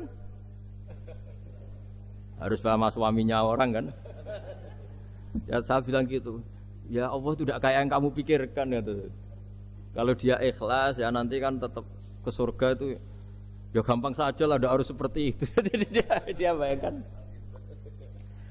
Yang jelas memang kaidahnya gitu ya. Kalau satu sapi cukup untuk 7 orang. 7 orang itu bisa keluarga, bisa orang yang kita amali ya. Karena memang Islam mulai dulu itu membolehkan orang amal untuk orang lain. Jadi dulu ada orang, ya Rasulullah, orang tua saya ini sudah sepuh. Beliau sangat ingin haji, tapi kalau haji nggak bisa karena sudah tidak bisa berkendara unta. Kata Nabi, ya sudah kamu saja yang haji sebagai ganti bapak kamu. Sehingga idza mata ibnu Adam in qata amaluhu itu termasuk anak yang soleh, sedekah dan apa. Memang mulai dulu Islam itu ada beberapa hal yang amal itu bisa diamali pada orang lain. Awaladin sholihin yatullah, terus adalah beberapa. Nah korban juga gitu. Biasanya anak-anak yang soleh itu perasaannya dulu bapak kami miskin, nggak mampu berkorban, nggak mampu akikah. Biasanya anaknya terus melakukan itu untuk bapaknya. Nah memang jadi perdebatan ulama, apakah kemudian mayit ini dapat pahalanya enggak? Jawabannya gini, kalau mayit itu orang soleh dapat. Kalau nggak soleh, itu kemungkinan dapat kecil. Misalnya gini, ada mayit yang zaman hidup itu antipati ngamal. Kok enak, duitku sing ilang wong liya nyate gitu. Dia mentalnya mental kikir yang beranggapan kok kenaan tetangga kami, uang kami yang habis, orang lain yang nyate. Terus dia mentalnya gitu dibawa mati. Kemudian anaknya soleh berkorban untuk bapaknya. Lah yang seperti ini ada potensi gak sampai karena dia tidak pernah punya niat. Itu beda dengan orang yang zaman hidup memang ingin korban, cuma secara ekonomi nggak mampu. Makanya pentingnya innamal a'malu binniyat itu di situ. Amal itu terserah niat. dalam banyak sarah ya, sarah itu penjelasan yang rinci itu dijelaskan. Kenapa orang mukmin masuk surga selama-lamanya padahal dia jadi mukmin hanya 80 tahun. Misalnya kita hidup di dunia kan rata-rata 80 tahun. Karena dia berkomitmen andikan hidup 1000 tahun juga tetap mukmin, andikan hidup 2000 tahun ya tetap mukmin, tetap sholat. Setiap orang soleh perasaannya gitu. Andikan kita hidup 2000 tahun juga tetap seperti ini kan, ya tetap sholat, tetap. Nah, sehingga karena niat itu dia diganjar surga selamanya. Karena dia bayangkan andikan di dunia selamanya juga akan iman selamanya. Nah, orang kafir juga berkomitmen gitu, yang belum rubah maksudnya. Kalau dia hidup ya akan kafir terus. Ya, makanya dia kafirnya 80 tahun, misalnya hukumannya juga neraka yang lama sekali karena. Nah, kira-kira itulah. Makanya kalau mayat tidak soleh ini kita yang sebagai ulama berdebat karena tadi. Itu kan ibarat gini, ada mayat sama sekali nggak pernah sholat, bahkan dulu itu mengkritik orang sholat. Terus dia mati. Anaknya jadi orang soleh sering tanya saya, Gus sholatnya bapakku tak kodoin ndak? Wong ora sholat kodoin yuk kaku hati kan? Beda dengan misalnya kita punya bapak soleh misalnya, terus pas beliau koma ya misalnya ini koma 2 hari kan keluarganya kalau kodoin kan paling 2 hari pas koma. Lah ini orang nggak sholat mulai kecil sampai tua sampai mati, anaknya soleh tersiksa, anak saya tak kodoin. Lah bapakmu sholat boten, wah ya kesel gue. Sudah kesel, orang ini nggak pernah berkeinginan sholat. Kan beda dengan Nyun Sewu ibu saya atau bapaknya Mbak Ova. Memang ibu saya ya tidak sholat itu karena sudah koma atau sudah apa, sudah banyak alat-alat medis yang terpasang. Ini cara ngodoi jumlahnya ya jelas dan sumbut karena memang beliau andikan sehat komitmennya juga sholat.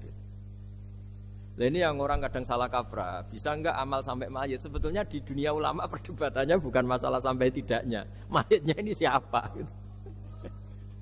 Kalau mayit ini soleh jelas, dawuh Nabi man sanna sunatan hasanatan falahu ajruha wa ajru man amila biha ila yaumil qiyamah. Orang baik kemudian mengajarkan kebaikan pasti dia dapat investasi kebaikan itu.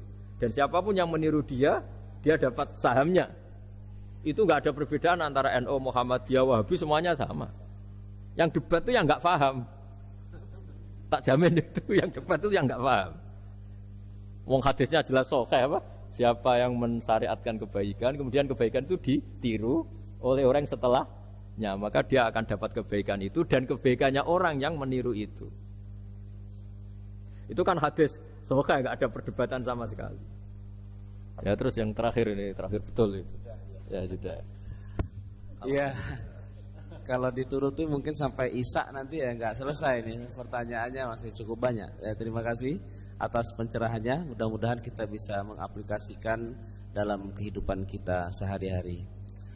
Untuk berikutnya agar kita mendapatkan hidayah, petunjuk dari Allah dan lebih barokah, kita akan menutup doa. Sebelumnya saya sebagai moderator, apabila ada kekurangan, kekhilafan, saya mohon maaf yang sebesar-besarnya. Dan apabila ada kebenaran, itu betul-betul dari Allah Subhanahu wa Ta'ala. Untuk selanjutnya, doa penutup kami persilahkan kepada Gus Baha untuk menutupnya. Bismillahirrahmanirrahim. Ahmaduka bi anna lakal hamda la ilaha illa anta al-hanan ya badi'as samawati wal ardi ya hayyu ya qayyum ya dzal jalali. Itu kita harus bangga. Dengan yang namanya sujud itu harus bangga. Sampai diistilahkan apa? Laula kaya zinatal wujudi ma toba aisi wala wujudi wala taronnam tu napa fi sholati wala ruku'i wala. Andekan ndak ajaranmu ya Rasulullah, saya ini ndak pernah menikmati sujud dan tidak pernah nikmati ruku'. Jadi syarat saya sujud itu ora sekedar kowe metek anggota pitu mboten, harus ada taronnum, harus ada kenikmatan yang luar biasa. Karena sujud ini yang menjadikan kita nanti di surga. Sujud ini yang menjadikan kita layak masuk surga. Sujud ini pula yang menjadikan kita sah disebut umat Kanjeng Nabi Muhammad sallallahu alaihi wasallam. Ciri utama umat Nabi ora kok kemenangan politik atau kemenangan dunia mboten, tapi tarohum ruk'an sujud. Umat yang kamu lihat sebagai yang rukuk, sebagai yang sujud. Artinya apa? Kalau Nabi yang soleh diriwayatkan orang soleh, pasti riwayatnya tentang sujud, tentang rukuk. Paham ya? Bareng Nabi diriwayatno LSM sing liberal. Nabi itu tokoh yang menerima semua pihak. Diceritakan Nabi perjanjian dengan orang kafir, kerjasama dengan orang kafir. Yo kok entuk wae dalil. Untuk kondi wae. Aku kadang yo gumun aku sing wong alim ora roh iku roh iku untuk kondi. Aku yo kadang heran. Kadang takok aku wong, niku kitab napa? Mbah Gus kula ya jare bar. Mergo aku kitabku ya sak boto-boto kok ora roh. Kono sing kitabe cilik kok roh. Ini penting saya utarakan.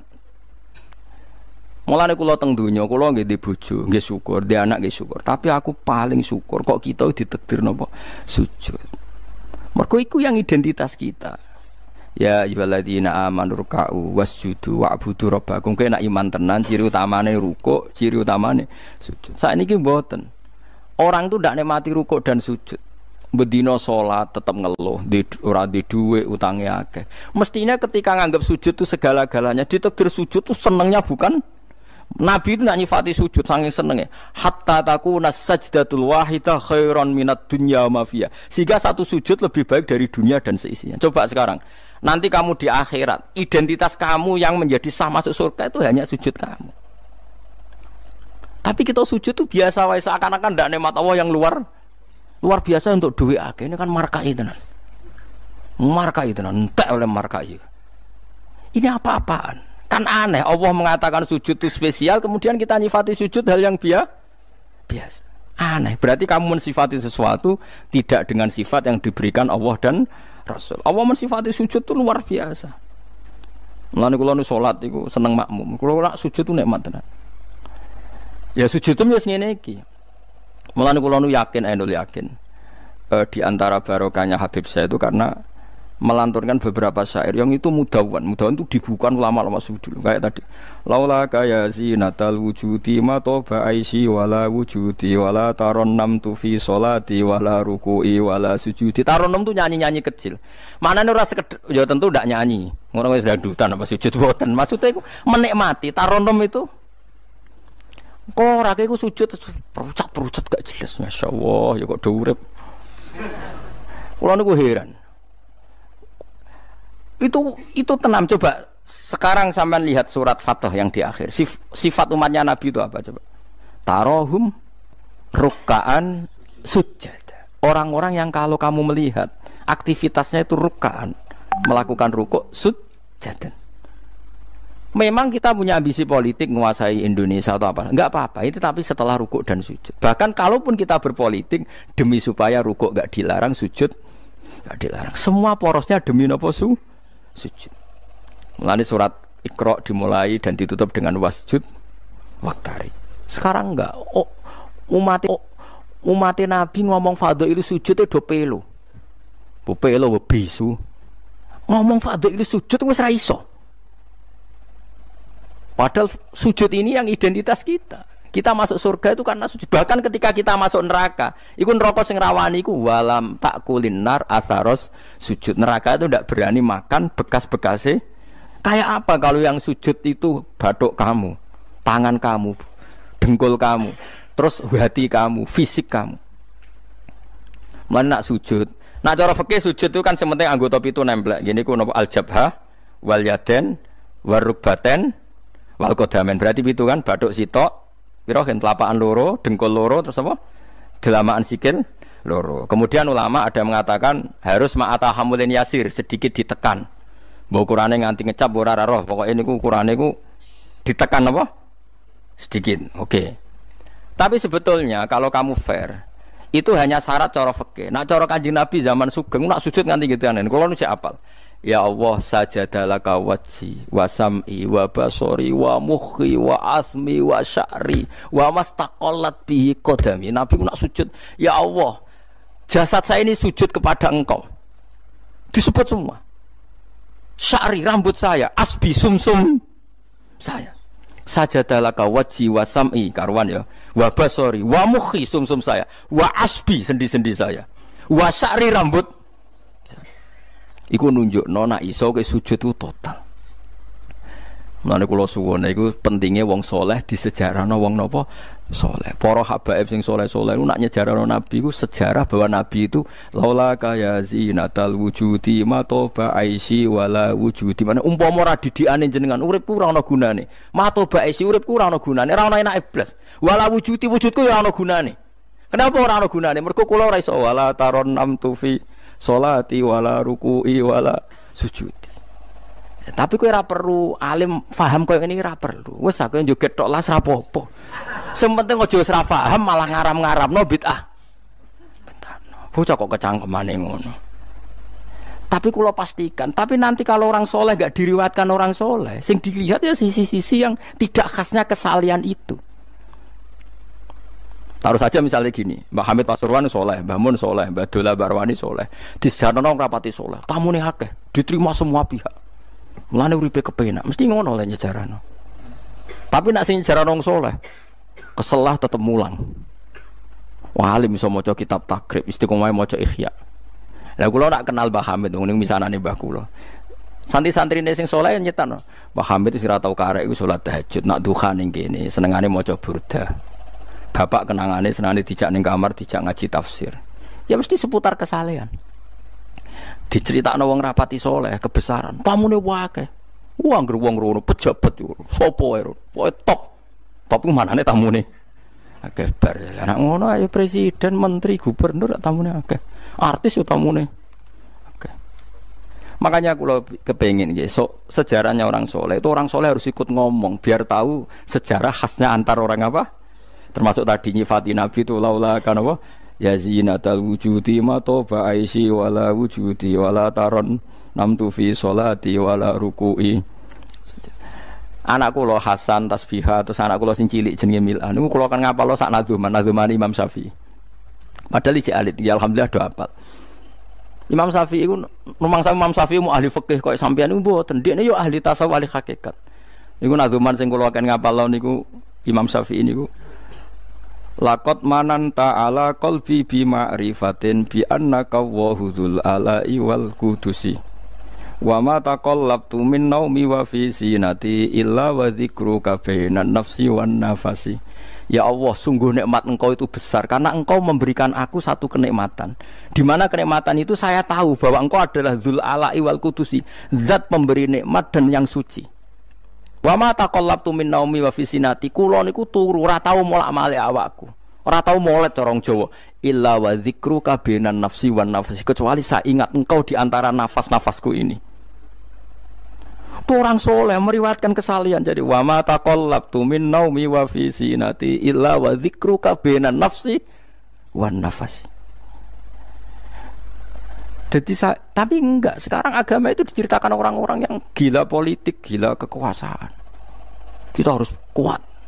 Ya bagus, kita juga enggak ingin ngalami kayak Rohingya, paham ya? Makanya yang soleh-soleh pun jangan anti politik, goblok ya anti politik.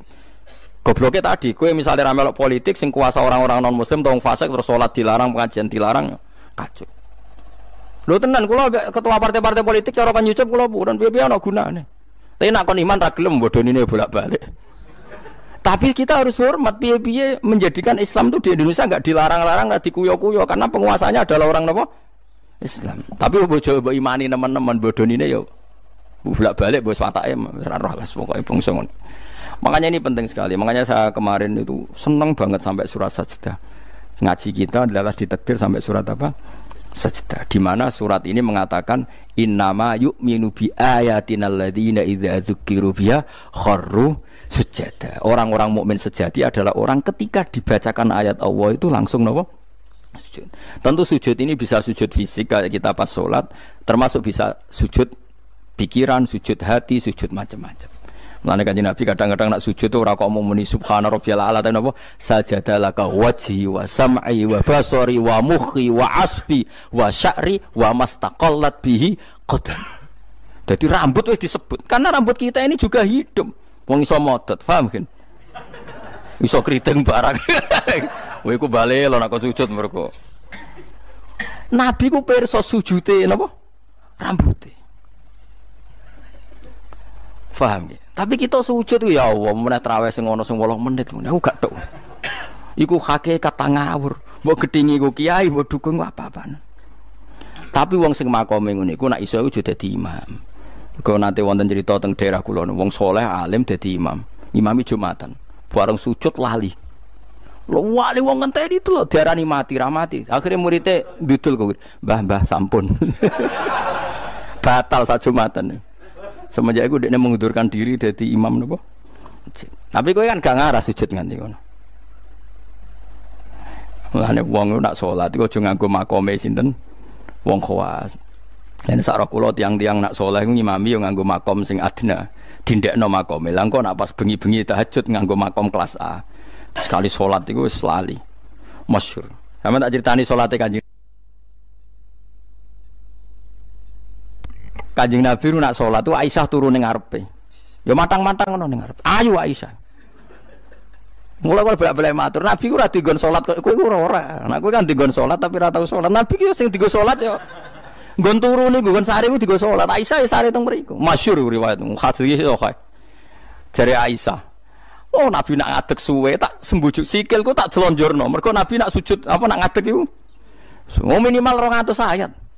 Kulhu mau pirang ayat? 200 ayat. Ngono cek nangis.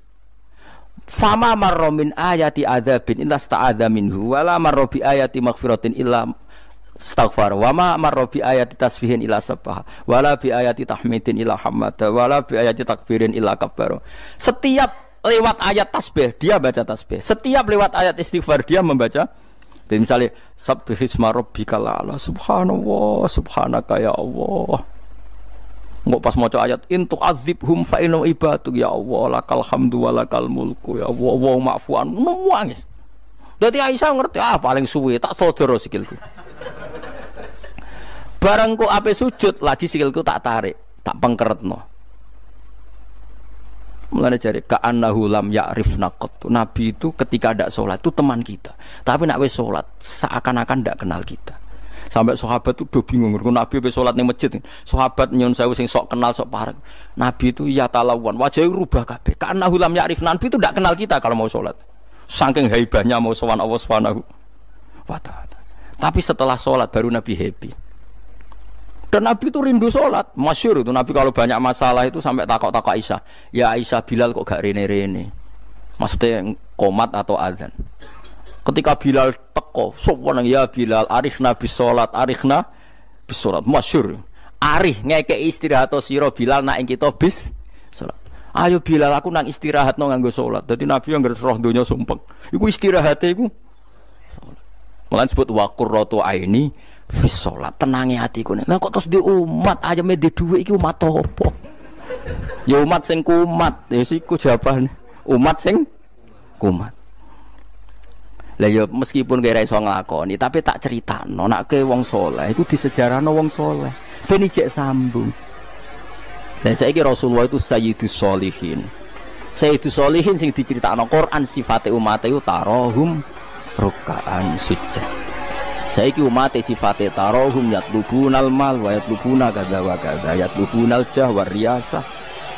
Jadi sok ben cara umpama Quran kok iso dikarang sifatem ora tarahum ruk'an sujada sifat umatnya ngalor ngidul golek duit.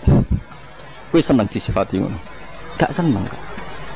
Dan kula suwun ngaji surat sajdah niki kula umpama pantes nuntut Pak Rumanto tak nyembelih sapi.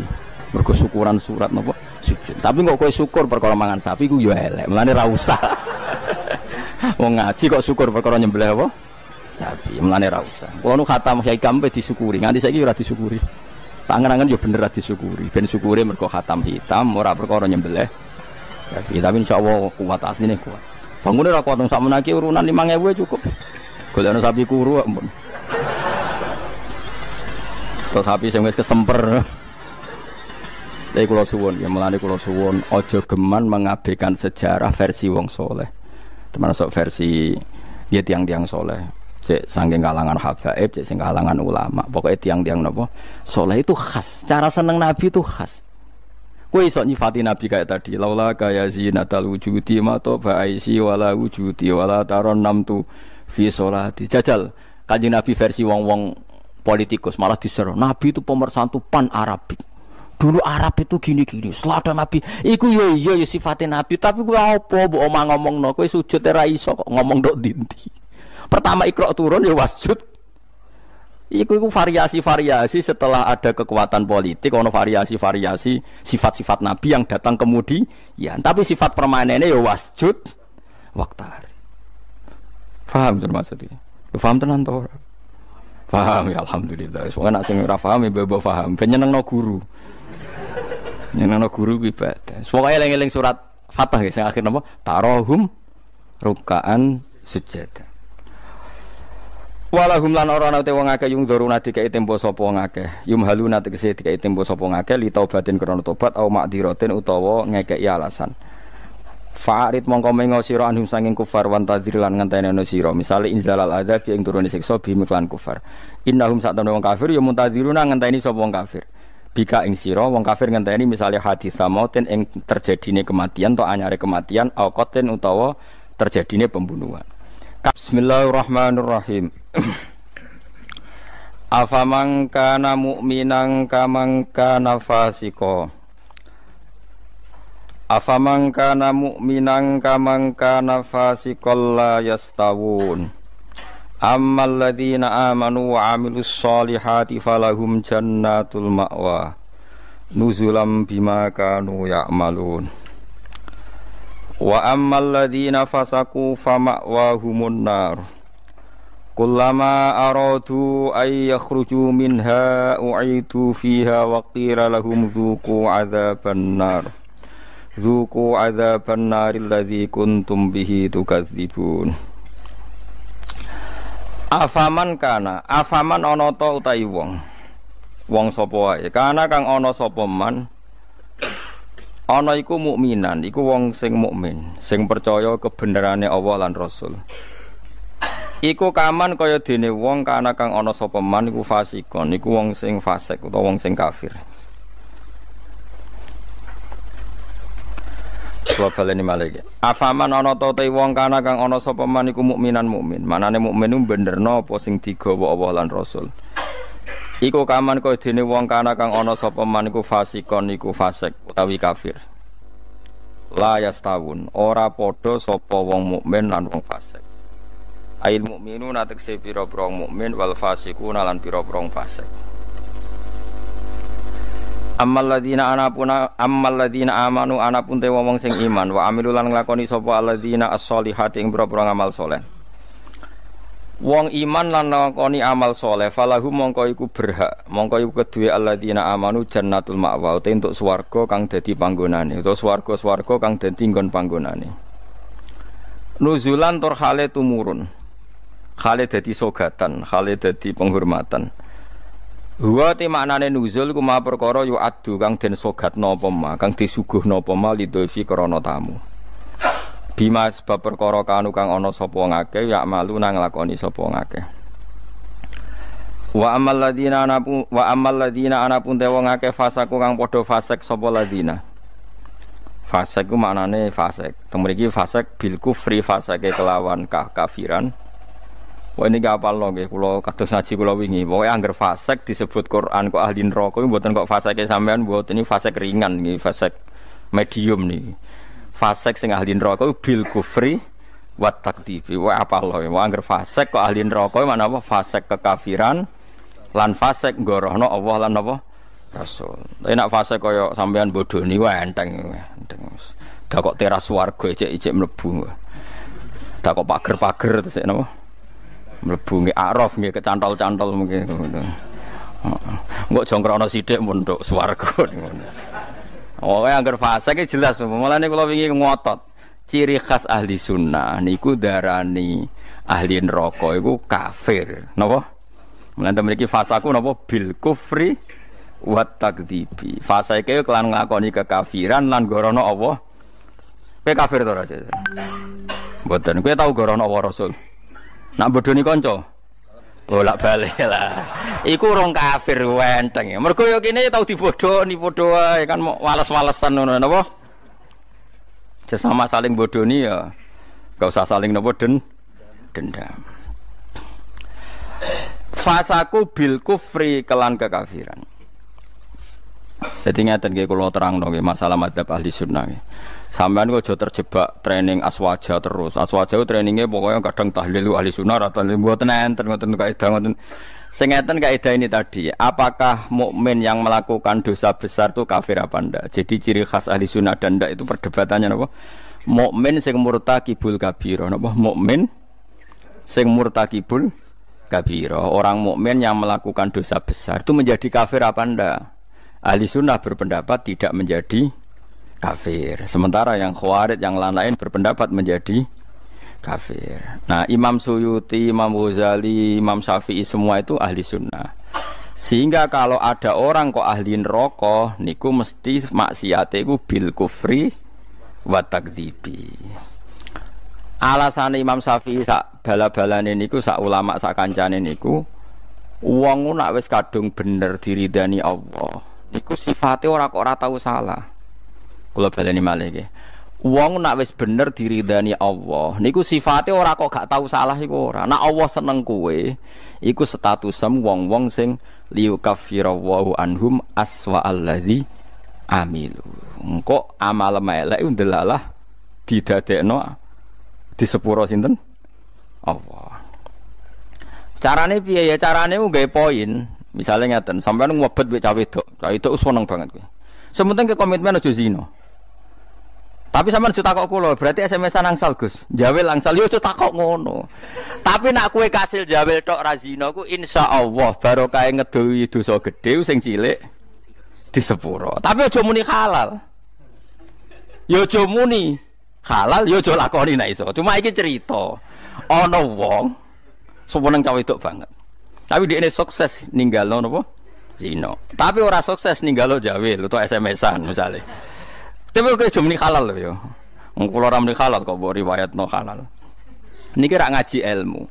Mergo di antara jatah di sepuro apa alladzina napa mboten niku intajtanibu kaba'ira matun hauna anhu niku kafir angkum sayiatikum. Nak kowe sukses ngilangi sing gedhe, insyaallah muga-muga sing cilik iku disepuro. Misale kula gubething ruhin, maksimale kan mateni. Mateni kan dosa gedhe tak hindari, mau ngenyek tok bocah kriting ndek. Lah iku yen yo dosa ngomentari niku kan. Tapi luwih apik timbang gedeng diimplementasekno membunuh. Jadi misale gedeng wong, opsi tertinggi kan mateni. Misale gak mateni bacok sikile, atau bacok tangane kan berat. Wah iki ditinggalo kabeh mau karek ngrasani gremeng nyek. Lah iku lumayan. Senajan to ngrasani ya tetep dosa, tapi lumayan. Mulane kiai-kiai rata-rata yang ngrasani mergo mangkel lu nek ora diomongno dadi udun. Nah, akhirnya ngrasani. Kiai-kiai anggere mbok tamoni critakno lawan politike, mesti ngrasani to ora? Ngrasani. Mergo nek dimpet ya dadi udun. Tapi ku luwih apik timbang mateni. Misalnya kula kiai yang jenis seperti ini. Roh metode wong seneng Quran lewat konser, lewat MTQ mesti ngritik. Bar wanita ora seneng nek ono MTQ dikritik. Ya ngrasani, tapi apik niate. Lah kok sing seneng MTQ ya ngrasani kiai-kiai sing kaya kula. Wah, wong kok gak gelem siar. Quran niku buta siar, wong Islam buta siar. Ya sak muni-munine lho pokoke. Ikan ya rasan-rasanan. Sampai sementing gak santet-santetan ngono maksudnya. Lah iku disebut apa? Intajtanibu kaba'ira matun hauna anhu iku insyaallah nukafir angkum sayiatikum. Jika kamu sukses meninggalkan dosa-dosa besar, yang kecil insya Allah dimaafkan. Ini penting saya aturkan. Nah, kalau orang baik itu syaratnya tidak pernah dosa, berarti sekali dosa dia jadi kafir. Ini masalah bagi ahli sunnah. Nah, ini penting kalau atur. Mergo ceritane ngeten nggih, wong nak bakate saleh, mabuke ning masjid. Bodoni yo santri, mergo dekne ora duwe kanca geng. Akhire korbane yo santri. Mergo dene bodoni wong liya, wong abangan, preman ora kenal. Sing dikenali santri. Akhire korban bodoni ya. Ya kula kiai bodoni wong ya bolak-balik. Tapi kula ora tau sambat, pancen jatahe mun kadang-kadang kebodhon ya jatah. Sampeyan kula critani, zaman Nabi ana wong jenenge Abdullah. Niki hadis sahih teng Bukhari wonten, teng pundi-pundi wonten. Wa kana yulaqabu khimaron. Ndek niku sampe nak ngundang kanca-kancane niku khimar.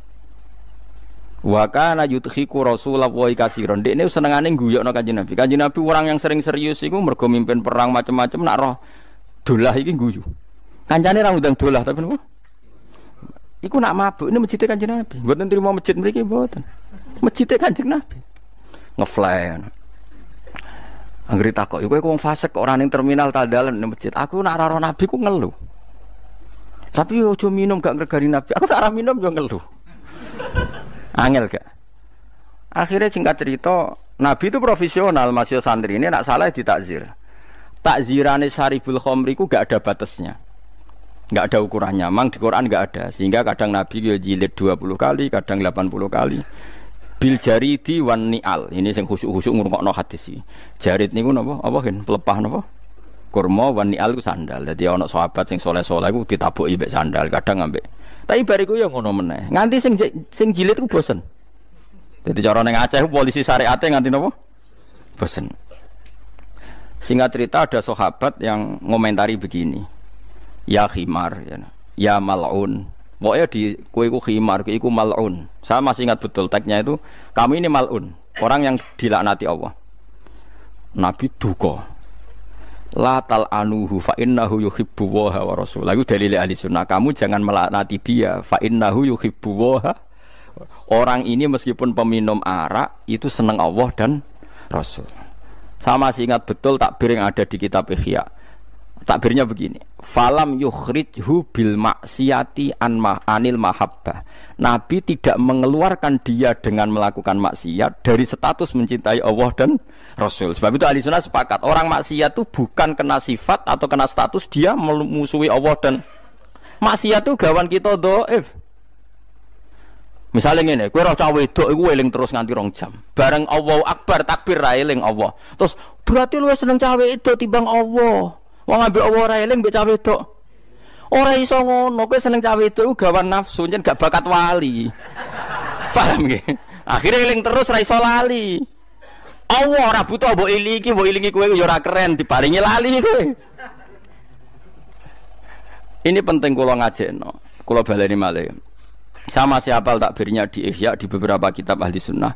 Falam yukhrijhu bil maksiyah anil mahabbah. Orang ini tidak dihilangkan sifat mahabbahnya kepada Allah dan Rasul hanya karena nama maksiat. Karena maksiat itu gawan bodoh, gawan lali, gawan ngebet, gawan macam. Misalnya kayak anak papat, bojomu setia, katut rondo. Terus ana wong muni ngene, dadi yo katut rondo lali anak bojo, ora lali ora masalah. Cuma ora iso lali rondo, tapi ora lali anak bojo. Wong nyatane dhuwit jadi dibagi jatahe anak ya ono jatahe. Cuma wong sing gedeng darani kowe iku lali anak. Ora lali mulai ditakoki jenenge anake ya jek roh. Kelas pirone ya jek. Cara ditakoki, "Lah kok ora mbok rabi wae, sungkan anakku." Lho jek roh ta ora? Ijek. Tapi ora iso lali rondo iku luwih anyar misale. Nah, yus ngono iku. Selama ini kamu kan ya begitu. Saiki ngene aku takok. Kowe nyebut dhuwit mbek Allah sedina akeh dia. Akeh dhuwit. Kerja ya demi dhuwit. Ngamuk bojo ya demi dhuwit. Bariku mbok tabung ning bank ono, ning plisiran lemari ono, ning kethu ono. Terhormate dhuwit di mana-mana ada yo eling, ning kethu yo eling, ning lemari yo eling. Bareng dhuwur pas mergo lali aku, jebule wis mentek wektune dhuwur. Terus kowe tasik, wah berarti menuhankan uang. Enggak ada seperti ini. Apa iku wis persona kita iku dhaif, napa kita niku dhaif. Sehingga ahli sunnah mengatakan semua kesalahan itu ya kesalahan saja, tapi tidak menjadi kafir, tidak menjadi bukan berarti kita tidak cinta Allah dan Rasul.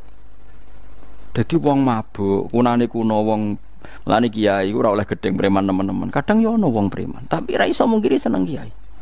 Lan cara kula ora masalah ana wong ra salat nekani konser selawatan, cara kula ora masalah. Ndekne nyatane seneng pas selawatan seneng. Nak menawa awal untuk hidayat. Nak ki fikih komentar, apa gunane nekani selawatan tapi ra salat. Lah nek dene ra tau nekani selawatan, ra salat terus jalur hidayate kon diye nak menawa ana siji loro selawat sing ditampa dadekno sebab napa? Hidayat. Seneng kok komentar. Ora melok dadi pangeran kok geger. Jadi kalau baleni malih, melane teng mriki, angger kitab ahli sunnah wal jamaah sing asli, ku angger ana ayate pangeran dawuh fasaku mesti bil kufri wa takdzibi. Jadi dosa fasik sing sebab kekafiran lan sebab gorono Allah lan iku lagi ahli neraka. Harun Ar-Rasyid iku dinasti Bani Abbasiyah. itu pinter sekali. Ada seorang ustadz yang agak ekstrim. Itu datang ke Harun ar-Rasyid. Ya Amirul Mukminin, inni nasihun laka famusaddidun alaika. Fala tajidanna alayya fi nafsika syai'an. Saya mau nasihati kamu, tapi saya mohon jangan masukkan hati. Karena nasihat ini penting. Tapi saya akan keras, vulgar. Akan keras, kritik saya akan keras. Karena Anda sebagai Amirul Mukminin tidak pedes. Apa kata Amirul Mukminin Harun ar-Rasyid? Uskut ya Ustadz. Nah, sebagai riwayat uskut ya jahil. Kamu itu Ustadz bodoh, tidak usah banyak omong. Terus ditanya, kenapa saya bodoh? Terus dibacakan ayat faqula lahu qaulal layyina la'allahu yatadzakkaru aw yakhsha. Inna Allaha ta'ala qad arsala man huwa khairun minka ila man huwa syarrun minni. Wa ma'a dzalika qala ta'ala faqula lahu qaulal layyina. Allah pernah menugaskan seorang yang lebih baik ketimbang kamu, yaitu Musa dan Harun. Musa dan Harun adalah seorang nabi. Kepada orang yang lebih buruk ketimbang saya, yaitu Fir'aun. Itu saja etikanya faqula lahu qaulal layyina. Kamu kalau ngomong yang halus, yang baik, yang berperadaban, kok kamu sama saya mau kasar? Akhirnya ustadznya ternyata pinter kamu, ya pinter aku. Jadi semudah itu.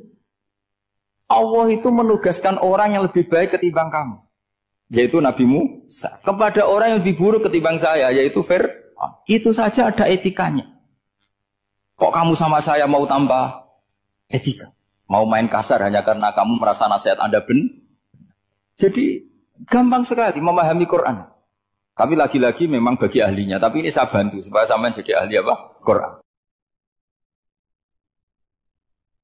Ada sekian problem dalam memahami Quran, terutama kalau lewat terjemah. Problem itu bisa gawat betul, bukan gawat-gawatan tapi gawat betul. Misalnya ada ayat begini dan terjemahnya pasti begini. Fa'ainama tuwallu fathamma wajhullah. Kamu menghadap mana saja, di arah manapun, di sana ada ridhonya. Itu kalau hanya pakai terjemah, tentu menjadikan kita sholat bisa menghadap ke timur, ke barat, ke utara, dan ke apa? Selatan. Saya cerita sedikit tentang asbabun nuzul. Memang tema sekarang tentang asbabun nuzul. Dulu Rasulullah SAW ketika di Mekah itu sholat menghadap Ka'bah. Tapi setelah pindah di Madinah, di mana Madinah itu ada komunitas Yahudi dan Nasrani, Rasulullah itu menghadap ke Baitul Maqdis.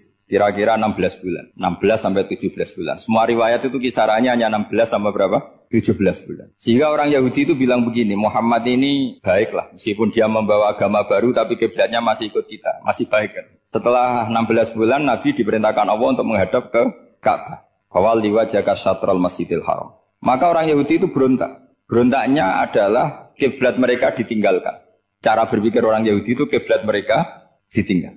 Sehingga mereka bilang mawallahum an qiblatihim allati kanu 'alaiha. Apa yang menjadikan umat Islam berpaling dari kiblat Baitul Maqdis. Kemudian mereka provokatif betul. Ini perlu diperjelas. Provokatif. Bilang begini, "Inna Muhammadan tahayyara fi din." Muhammad ini bingung dalam beragama sehingga habis ngomong A ngomong B, habis kiblat Ka'bah, kiblat Baitul Maqdis. Sehingga dalam banyak tarikh disebutkan peristiwa kiblat itu terbanyak melahirkan orang murtad, orang yang keluar dari Islam gara-gara provokasi orang Yahudi. Muhammad tahayyara fi dini. Muhammad itu bingung dalam menentukan pilihan apa? Beragama. Kemudian walhasil singkat cerita akhirnya Nabi itu madhep Ka'bah. Apa yang terjadi mukjizat itu adalah bahwa agama ini agama yang mewakili semua agama sebelumnya yang masih orisinil. Yaitu Nabi akhirnya berargumentasi Ka'bah adalah kiblat yang asli, yang lebih tua. Terus mereka tanya, buktinya apa? Dijawab oleh Quran, fihi ayatum bayyinatum maqamu apa? Ibrahim. Ka'bah bukti tertua adalah di situ ada makam Ibrahim. Makam itu jejak kaki. Ya kalau bahasa Indonesia makam itu kuburan. Kalau dalam bahasa Arab makam itu jejak apa? Jejak kaki. Sehingga diketahui oleh sejarah dibuktikan di situ ada jejak kaki siapa? Nabi Ibrahim. Sementara nisbatnya Baitul Maqdis itu adalah kepada Nabi Musa dan Nabi Harun. Yang ini adalah turunan dari Nabi siapa? Ibrahim. Hikmahnya apa? Begini, sebagai bukti bahwa Baitul Maqdis pernah menjadi poros Islam atau poros Tauhid, maka Nabi Muhammad pernah disuruh menghadap ke Baitul Maqdis. Buat inget-ingetan kalau ini pernah menjadi poros apa? Tahu? Tapi tetap tua-tuaan masih tua apa? Nah, kenapa tua Ka'bah tadi? Karena Ibrahim adalah Abul Anbiya, bapak dari para.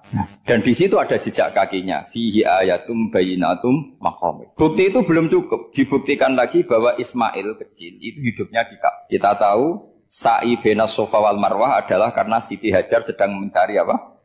Jadi ada bukti sekian, bukti empirik bahwa Ibrahim itu kiblatnya itu Ka'bah, bukan Baitul. Sehingga ada kata-kata fihi ayatum bayyinatum maqamu. Nah, tanpa ngerti asbabun nuzul, kamu akan mengartikan fa'ina ma tuwallu fasamma wajhu itu salah. Karena di situ kamu menghadap mana saja, maka di situ ada ridhonya Allah. Maka para ulama memberi catatan, maksudnya begini, kamu menghadap kemana saja, asal itu yang diperintahkan Allah, maka di situ ada ridhonya Allah. Harus seperti itu maknanya, disesuaikan dengan konteks asbabun nuzul. Tanpa seperti itu tidak bisa. Dan masih banyak lagi kepentingan tentang asbabun nuzul.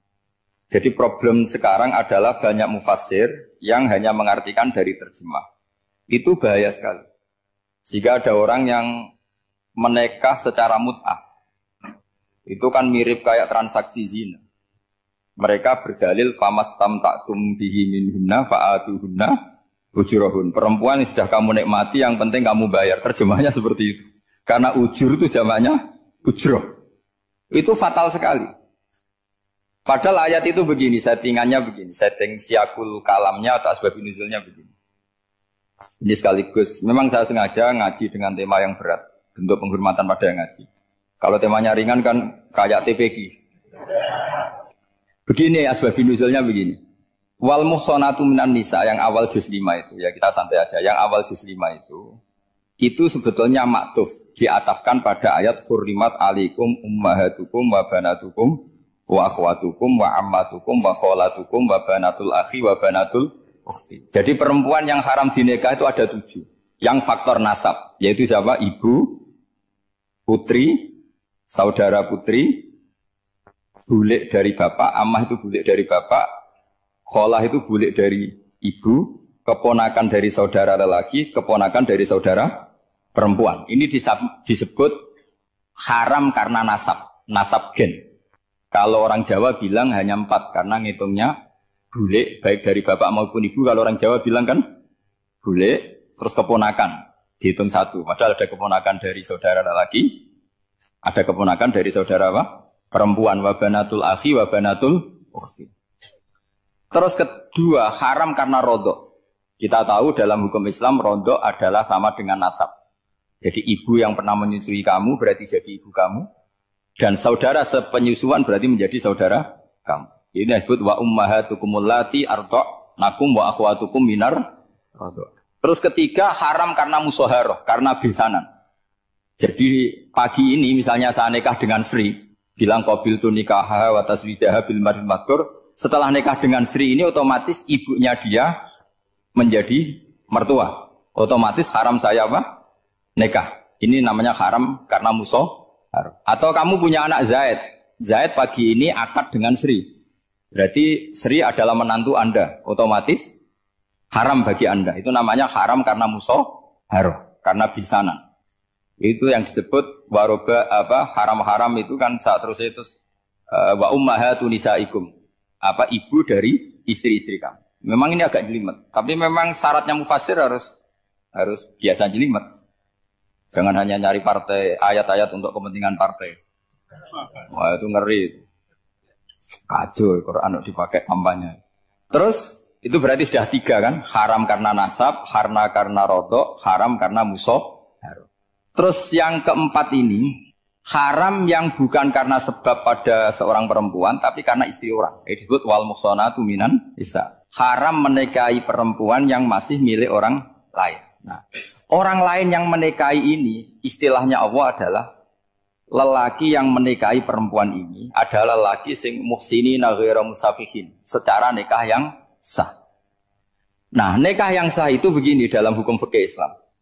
Saya nikah dengan Sri, kalau hanya akad, itu saya wajib bayar mahar hanya separuh. Jadi kalau saya janji bayar 1 miliar, berarti wajib bayar berapa?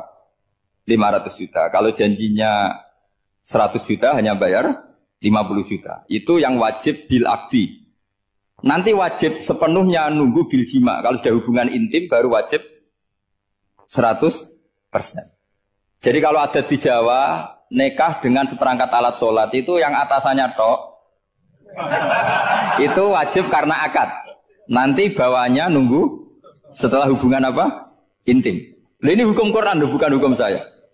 Makanya kan Wa in talaqtumuhunna min qabli an tamassuhunna saat terus fanis suma faradtum. Hanya wajib bayar setengah. Nah, perempuan yang sudah diajak hubungan intim itu kata Allah fa'atuhunna ujurahun, maka wajib kamu bayar penuh. Jadi ayat itu tentang perempuan yang sudah dinikah, kita harus bayar berapa? Harus bayar penuh. Ini penting saya utarakan. Nah, problem kita sebagai orang Indonesia, ini juga problem Pak On, problem semua kiai. Mahar di Indonesia itu nggak bisa dibahas di Quran. Karena keterlaluan, kecilnya itu keterlaluan. Saya ini kan kiai, sering ngakatkan tuh sampai bosan, seperangkat alat sholat itu ngawur sekali. Ini mbak-mbak harus nggak mau gitu. Saya provokasi minimal itu ya berapa? 100 juta berapa? Pantasnya berapa? Pantasnya berapa? 10 gram itu berapa nilainya? Kan 1 gram 500.000 baru 5. Ya sudah mendingan itu 10 gram. Quran itu bayangannya gini sambil latihan, yang hafal-hafal biar latihan. Jangan dapat beasiswa karena hafal tapi nggak jelas juntrungannya. Quran tuh bayangannya gini, ini nggak mungkin Quran ini bisa dibaca di Jawa. Wa in aradtum mustibdala zaujim makana zauji wa ataitum ihdahunna qintaran fala ta'khudhu minhu syai'a. Jika kamu nikah sama seorang perempuan, kemudian kamu cerai, maka mahar yang sudah kamu berikan jangan ambil lagi. Karena mahar di Arab itu mahal, 100 juta, kadang mobil Alphard, kadang GMC. Sehingga setelah menceraikan tuh kebayang menarik. Kok enak, dulu saya memberikan itu kan karena dapat servisnya, sekarang sudah saya cerai, saya tarik. Kalau mahar di Indonesia kan seperangkat alat sholat. Jadi gak kebayang ada kalimat fala ta'khudhu minhu syai'a, jangan ambil lagi. Kebayang ngambil aja enggak? Apalagi kalau nikahnya sudah 2 tahun kan sudah lusuh, sudah. Tapi kalau di Arab itu kebayang karena mahal. Makanya orang Arab suka nikah orang Indonesia karena murah. Jadi bahasa kintoron itu harta yang enggak ternilai. Wa ataitum ihdahunna kintoron. Kok yang enggak ternilai? Mahal betul. Itu pernah saya hitung, ada yang mahar itu 400 juta. Ya sekira segitu. Nah, makanya setelah dicerai Allah memperingatkan setelah kamu kasihkan ya jangan minta lagi. Kenapa kepikiran minta? Karena jumlahnya besar. Kalau di Indonesia kepikiran enggak minta ya. Enggak kepikiran, saking kecilnya. Seperangkat alat sholat kadang 1 juta. 1 juta itu setelah hubungan intim, sebelumnya yang wajib hanya 500. Itu kan gak kebayang. Makanya susah ngartikan Quran di Indonesia, kadang susah karena kadang terlalu. Itu pernah Sayyidina Umar radhiyallahu anhu pernah bilang begini. Wahai para perempuan, mahar itu jangan mahal-mahal. Kasihan para lelaki. Itu ada perempuan alimah ya, orangnya alim betul. Itu usul langsung gini, ya Amiral Mukminin, laisa dzalika laka ya Amiral Mukminin. Waqad qala ta'ala wa atiitum ihdahunna qintaran. Kamu hanya seorang Amirul Mukminin, tidak berhak bikin aturan pembatasan mahar. Allah saja tidak batasi. Kenapa kamu batasi? Sehingga dulu yang namanya nikahnya Sulaiman Agung atau Jamaluddin siapa Ratu Agung, kalau hadiah ya sampai tas mahal itu. Ini kan dari bahasa Arab mumtaz mahal. Mumtaz itu istimewa, mahal itu tempat. Dia punya istri yang sangat dicintai, dikasih hadiah mumtaz mahal. Terus ilajo jadi apa? Tas mahal. Itu sama Mujid Ulil Albab kalah. Itu kalau cerai kan kepikiran minta lagi. Dikasihkan yang baru. Tapi kalau di Indonesia tidak mungkin karena apa tadi? Seperangkat alat sholat. Begitu nyari yang murah lagi. Yang bagus kitanya, bungkusnya yang bagus. Maka nggak mungkin kita maknani Quran tanpa mengenal yang bernama asbabin. Karena makna ayat itu bisa kacau kalau kita tidak tahu asbabin. Yaitu kayak tadi makna fa'ina matuwalu fasamma wajibwa. Itu maknanya kan kamu menghadap mana saja, boleh saja di sana ada ridhonya Allah. Berarti kan bisa ke timur, ke selatan, ke utara, ke barat. Itu bahaya betul. Sehingga kata ulama harus mengkaji asbabin supaya porsi ayat ini sampai semana jauhnya itu kita tahu. Tanpa tahu itu tidak bisa. Begitu juga menyangkut kiblat. Sekarang saya tanya, kemarin kan ramai dulu juga kiblat semuanya diukur dengan GPS, terus beberapa masjid dikomentari salah. Karena diukur pakai apa? GPS. Kalau dalam bahasa falak disebut yaumarosdil kiblat. Memang bisa diilmoni. Tapi pertanyaannya begini, dari awal Allah ngendikan fawal liwajhaka syatral masjidil haram. Kamu yang penting sholat itu menghadap masjid. Masjid itu ya bangunan. Sehingga kata Ibnu Abbas yang diriwayatkan banyak ulama mengatakan al-Ka'bah kiblatun li ahlil masjid wal masjid kiblatun li ahlil haram wal haram kiblatun li ahlil masyriq wal maghrib. Jadi kalau orang di dalam masjid kiblatnya harus Ka'bah. Di luar masjid kiblatnya asal bangunan Masjid Haram. Tapi di luar sini kayak di Indonesia boleh semua tanah